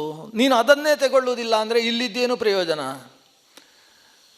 ಇವಳು ಅದಕ್ಕೆ ಹೇಳಿದ್ಲು, ಇದರಲ್ಲಿ ನೀವು ಉಪಕಾರ ಮಾಡಲಿಕ್ಕೆ ಏನೂ ಇಲ್ಲ, ಮಾಡಲಿಕ್ಕೆ ಸಾಧ್ಯವೂ ಇಲ್ಲ. ಮತ್ತು ನಾನು ಯಾವ ಊರಿಗೂ ಹೋಗುವುದಿಲ್ಲ. ನಿಮ್ಮ ಕಾಡಿನಲ್ಲಿ ನನಗೊಂದು ದೀಕ್ಷೆ ಕೊಡಿ, ಮಂತ್ರೋಪದೇಶ ಮಾಡಿ, ನಾನಿಲ್ಲಿ ತಪಸ್ಸು ಮಾಡ್ತೇನೆ. ಆ ತಪಸ್ಸು ಮಾಡುವುದಕ್ಕೆ ನೀವೊಂದು ಅನುಕೂಲ ಮಾಡಿಕೊಟ್ರೆ ಸಾಕು. ನೋತ್ಸಹೇಹಂ ಪುನರ್ಗಂತುಂ ಸ್ವಜನಂ ಪ್ರತಿ ತಾಪಸಾಹ ಪ್ರತ್ಯಾಖ್ಯಾತ ನಿರಾನಂದ ಸಾಲ್ವೇನ ಚ ನಿರಾಕೃತ ಉಪದಿಷ್ಟಂ ಇಹೇಚ್ಛಾಮಿ ತಪಸೆ ವೀತಕಲ್ಮಷಾಹ. ನಾನು ಮತ್ತೆ ಹಿಂದಕ್ಕೆ ಹೋಗುವುದಿಲ್ಲ, ತಪಸ್ಸಿನಲ್ಲಿ ಕೂತುಕೊಳ್ಬೇಕು, ಅದಕ್ಕೊಂದು ಅನುಕೂಲ ಮಾಡಿಕೊಡಬೇಕು, ನನಗೊಂದು ದೀಕ್ಷೆ ಕೊಡಬೇಕು. ನಾನು ತಪಸ್ಸು ಮಾಡಬೇಕಾದರೆ ಯಾವುದು ಜಪಮಾಲೆ ಕೊಡಬೇಕಲ್ವ, ಅದನ್ನು ಅಭಿಮಂತ್ರಣೆ ಮಾಡಿ ಜಪಮಾಲೆ ಕೊಟ್ಟು ಒಂದು ಮಂತ್ರ, ತಪಸ್ಸು ಮಾಡುವುದಕ್ಕೆ ಯಾವ ಮಂತ್ರ, ಯಾವ ರೂಪ ಚಿಂತನೆ, ಅದಕ್ಕೆ ಬೇಕಾದ ಉಪದೇಶ ಕೊಡಿ, ನಾನು ಇಲ್ಲಿ ತಪಸ್ಸು ಮಾಡ್ತೇನೆ. ಯಾಕೆಂತೇಳಿದರೆ ಇದೇ ಕಷ್ಟವನ್ನು ಜನ್ಮಾಂತರದಲ್ಲಿ ನಾನು ಅನುಭವಿಸಬಾರ್ದು. ನಂದು ಯಾವುದೋ ಜನ್ಮಾಂತರದ ಪಾಪವನ್ನು ಇವತ್ತು ಅನುಭವಿಸ್ತಾ ಇದ್ದೇನೆ, ಮುಂದಿನ ಜನ್ಮದಲ್ಲಿ ಇಂತಹ ದುಃಖ ಬರಬಾರ್ದು, ಅದಕ್ಕೋಸ್ಕರ ಒಂದು ತಪಸ್ಸು ಮಾಡ್ತೇನೆ ಅಂತ ಕೂತರೆ ಆ ಋಷಿಗಳಿಗೆ ಇಷ್ಟ ಆಗಲಿಲ್ಲ. ಇವಳಿಲ್ಲಿ ತಪಸ್ಸು ಮಾಡ್ತಾ ಇದ್ದರೆ ಇವಳ ಸೌಂದರ್ಯ, ಈ ತರುಣಿ, ಈ ತಾರುಣ್ಯ, ಇದನ್ನೆಲ್ಲ ನೋಡಿ ನಮ್ಮ ತಪಸ್ಸುಗಳು ಕೆಟ್ಟು ಹೋಗ್ಬೋದು ಅಂತ ಅನಿಸಿತವರಿಗೆ. ಆಮೇಲೆ ಕ್ಷತ್ರಿಯರು ಕೂಡ ಈಗ ಕಾಡಿಗೆ ಬರ್ತಾ ಇರ್ತಾರೆ, ಅನೇಕ ಕ್ಷತ್ರಿಯರು. ಬಂದಂತಹ ಕ್ಷತ್ರಿಯರು ಈಕೆಯನ್ನು ನೋಡಿ ಎಳ್ಕೊಂಡು ಹೋದರೆ ನಾವು ಹೇಗೆ ರಕ್ಷಣೆ ಮಾಡುವುದು ಈಕೆಯನ್ನು? ಈ ಸಮಸ್ಯೆಗಳೆಲ್ಲ ಅವರಿಗೆ ಕಾಡುವುದಕ್ಕೆ ಪ್ರಾರಂಭ ಆಯಿತು. ಅದಕ್ಕಿಂತ ಹೆಚ್ಚಾಗಿ ಶೈಖಾವತ್ಯ ಹೇಳ್ತಾನೆ, ತಾಯಿ ನೀನಿನ್ನೂ ತರುಣಿ, ತಪಸ್ಸು ಮಾಡುವುದು ಅತ್ಯಂತ ಶ್ರೇಷ್ಠವಾದ ಕೆಲಸ. ಆದರೆ ತಪಸ್ಸು ಮಾಡುವುದಕ್ಕೆ ಬೇಕಾದ ಮನಸ್ಥಿತಿ ಮಾತ್ರ ಈಗ ನಿನ್ನಲ್ಲಿ ಇಲ್ಲ. ನಾನು ಅಲ್ಲಿ ಹೋಗಲಿಕ್ಕೆ ಇಷ್ಟ ಇಲ್ಲ, ಇಲ್ಲಿ ಹೋಗಲಿಕ್ಕೆ ಇಷ್ಟ ಇಲ್ಲ, ಅವರಿಗೆ ಧಿಕ್ಕಾರ, ಇವರಿಗೆ ಧಿಕ್ಕಾರ ಅಂತೇಳಿ ತಪಸ್ಸು ಮಾಡುವುದಾ? ಧಿಕ್ಕಾರ ಹೇಳುವುದಕ್ಕೆ ತಪಸ್ಸಲ್ಲ, ದುಃಖದಿಂದ ತಪಸ್ಸು ಮಾಡುವುದಲ್ಲ. ನಿಜ ವೈರಾಗ್ಯ ಬಂದಾಗ ತಪಸ್ಸು ಮಾಡಬೇಕು. ಇದೆಲ್ಲ ನಿಜ ವೈರಾಗ್ಯ ಅಲ್ಲ, ಇದು ಅಭಾವ ವೈರಾಗ್ಯ. ವೈರಾಗ್ಯ 3 ಥರ ಅಂತ ಶಾಸ್ತ್ರಗಾರರು ಹೇಳ್ತಾರೆ. ಒಂದು ಪುರಾಣ ವೈರಾಗ್ಯ ಅಂತ ಒಂದುಂಟು. ಎಲ್ಲ ಪುರಾಣ ಎಲ್ಲ ಕೇಳುವಾಗ ಈ ಶರೀರದಲ್ಲಿ ಏನುಂಟು, ದೇಹದೊಳುಂಟೆ ಫಲಪುರುಷಾರ್ಥ ಅಂತ ಕೇಳಿದರೆ ಹೌದಲ್ವ, ನಶ್ವರ, ಯಾರಿಗೆ ಯಾರುಂಟು ಎರವಿನ ಸಂಸಾರ ಅಂತ ಇದೆಲ್ಲ ಕೇಳಿದ ಮೇಲೆ ಅನಿಸುತ್ತೆ ಏನುಂಟು ಈ ಶರೀರದಲ್ಲಿ ಅಂತ. ವೈರಾಗ್ಯ ಬಂದು ಹೋಗ್ತದೆ. ಎಲ್ಲ ದಾನ ಮಾಡಿ ಬಡಬಗ್ಗರಿಗೆ ಕೊಟ್ಟು ನಾವು ನೆಮ್ಮದಿಯಲ್ಲಿರಬೇಕು, ಪುರಂದರದಾಸರ ಹಾಗೆ ಅಂತ ಎಲ್ಲ ವೈರಾಗ್ಯ ಬಂತು. ಅಲ್ಲಿಂದ ಹೋದ ಕೂಡಲೇ ಕಿಸೆಯಲ್ಲಿ 10 ಪೈಸೆ ಹೊರಗೆ ಹಾಕಲಿಕ್ಕೆ ಇಷ್ಟ ಆಗೋದಿಲ್ಲ. ಇದಕ್ಕೆ ಪುರಾಣ ವೈರಾಗ್ಯ ಅಂತ ಹೆಸರು. ಅಲ್ಲಿ ಅದನ್ನು ಉಪದೇಶ ಕೇಳಿದಾಗ ವೈರಾಗ್ಯ, ಆಮೇಲೆ ಇರುವುದಿಲ್ಲ. ಇನ್ನೊಂದು ವೈರಾಗ್ಯ ಅಭಾವ ವೈರಾಗ್ಯ. ಅದು ನರಿ ಹಾರಿ ಹಾರಿ ಕುಣಿದು ಕುಪ್ಪಳಿಸಿ ದ್ರಾಕ್ಷಿ ತಿನ್ನುವುದಕ್ಕೆ ಪ್ರಯತ್ನಿಸಿ ಸಿಗಲಿಲ್ಲ, ಕೊನೆಗೆ ಅಲ್ಲಿ ಇನ್ನೊಂದು ಬಂತು, ಏನು ಸಿಗುವುದಿಲ್ಲ ಅಂತ. ಹಾಗಲ್ಲ, ಅದು ಹುಳಿ ಇದೆ, ಅದಕ್ಕೆ ಬಿಟ್ಟಿದ್ದೇನೆ ಅಂತ ಹೇಳ್ತು. ಇದು ವೈರಾಗ್ಯ ಉಂಟಲ್ವಾ, ಇದಕ್ಕೆ ಅಭಾವ ವೈರಾಗ್ಯ. ಸಿಗಲಿಲ್ಲ ಅಂತೇಳಿ ಅದರಲ್ಲಿ ವೈರಾಗ್ಯ. ಈ ಮೂರನೇ ವೈರಾಗ್ಯ ಅದು ಅಸಾರತ್ವ ಜ್ಞಾನ ಪುರಸ್ಸರವಾಗಿ ಬಂದಂತಹ ವೈರಾಗ್ಯ. ಇದು ಅಸಾರ, ಇದರಲ್ಲಿ ಏನೂ ಇಲ್ಲ. ಏನಿದನ್ನು ಇಟ್ಟುಕೊಂಡು ಮಾಡೋದು? ಅಷ್ಟು ಉತ್ಕೃಷ್ಟವಾದದ್ದಿರುವಾಗ ಇದನ್ನು ಇಟ್ಟುಕೊಂಡು ಬದುಕುವುದಾ ಅಂತ. ಆ ದೈವ ಪ್ರಜ್ಞೆ ಬಂದಾಗ ಇವುಗಳಲ್ಲಿ ಅಸಾರತೆಯನ್ನು ತಿಳಿದು ಅದರಲ್ಲಿ ತೊಡಗತಕ್ಕಂಥದ್ದು ಅದು ನಿಜವಾದ ಜ್ಞಾನಪೂರ್ವಕವಾದಂತಹ ವೈರಾಗ್ಯ. ಅದು ತಪಸ್ಸಿಗೆ ಉಪಯುಕ್ತವಾದ ವೈರಾಗ್ಯ. ಈಗ ನಿನ್ನಲ್ಲಿರ್ತಕ್ಕಂಥ ವೈರಾಗ್ಯ ಅಭಾವ ವೈರಾಗ್ಯ. ನೀನು ಬಯಸಿದ್ದು ಸಿಗಲಿಲ್ಲ, ಇಷ್ಟಕ್ಕೆ ನಿನಗೆ ವೈರಾಗ್ಯ ಬಂತಲ್ಲ. ಇದು ಈಗುಂಟು, ಮುಂದಿನ ಕ್ಷಣದಲ್ಲಿರುವುದಿಲ್ಲ. ಈಗಿದ್ದ ಭಾವ ಮುಂದಕ್ಕೆ ಸಿಟ್ಟಾಗ್ತದೆ, ಸಿಟ್ಟಿದ್ದದ್ದು ಲೋಭವಾಗ್ತದೆ, ಲೋಭ ಇದ್ದದ್ದು ಕ್ರೋಧ. ಸಿಟ್ಟು ಹಿಡಿತಕ್ಕೆ ಬರದೇ ಇರುವಾಗ ಅದಕ್ಕೆ ಕ್ರೋಧ ಅಂತ ಹೆಸರು. ಅದು ಕ್ರೋಧವಾಗ್ತದೆ, ಮದ ಮಾತ್ಸರ್ಯಗಳಲ್ಲಿ ಪರ್ಯವಸಿತವಾಗ್ತದೆ. ನಿನ್ನ ಯಾರು ಸಾಲ್ವರಾಜ ಯಾರನ್ನೋ ಮದುವೆ ಆದ ಅಂತ ಹೇಳಿದೆಯಲ್ಲ, ಆ ಮದುವೆ ಆದ ಹೆಣ್ಣು ಹೇಗೆ ಸುಖವಾಗಿರ್ತಾಳೆ ನೋಡಿಬಿಡ್ತೇನೆ ಅಂತ ಮಾತ್ಸರ್ಯದಲ್ಲಿ ಪರ್ಯವಸಾನ ಆಗ್ತದೆ.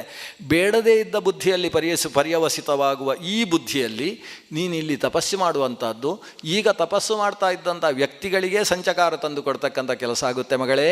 ಆದ್ದರಿಂದ ಬೇಡ, ಈ ಯೋಚನೆ ಬೇಡ. ನಿನ್ನ ಸಮಸ್ಯೆಗೆ ಬೇರೆ ಏನಾದರೂ ಪರಿಹಾರವನ್ನು ಕಂಡುಕೊಳ್ಳೋಣ. ಈಗ ಸದ್ಯಕ್ಕೆ ನೀನು ಕಣ್ಣೀರು ಒರೆಸಿಕೊಂಡು ಕೊಟ್ಟ ಆಹಾರವನ್ನು ಸ್ವೀಕಾರ ಮಾಡು ಅಂತ ಹೇಳ್ತಾ ಇರುವಾಗ ಅಲ್ಲಿಗೆ ಒಬ್ಬ ದೊಡ್ಡ ರಾಜ ಆಗಮಿಸಿದ ಅನ್ನುವ ಕಥೆ. ಆ ರಾಜ ಬಂದು ಏನು ನಡೆಯಿತು ಅನ್ನೋ ವಿಷಯವನ್ನು ಮತ್ತೆ ನಾಳೆ ಒಟ್ಟು ಸೇರಿದಾಗ ಅವಲೋಕನೆ ಮಾಡೋಣ. ನಾಳೆ 6 ಗಂಟೆಯಿಂದ 7:30 ಒಳಗೆ ಸಾಧ್ಯವಾದರೆ ಅಂಬೋಪಾಖ್ಯಾನವೊಂದು ಮುಗಿಸುವಷ್ಟು ಮಾಡಿದಾಗ ನಮ್ಮ ಉದ್ಯೋಗ ಪರ್ವದ ಉಪಸಂಹಾರದ ಭಾಗಕ್ಕೆ ನಾಳೆ ಬಂದಿರ್ತೇವೆ.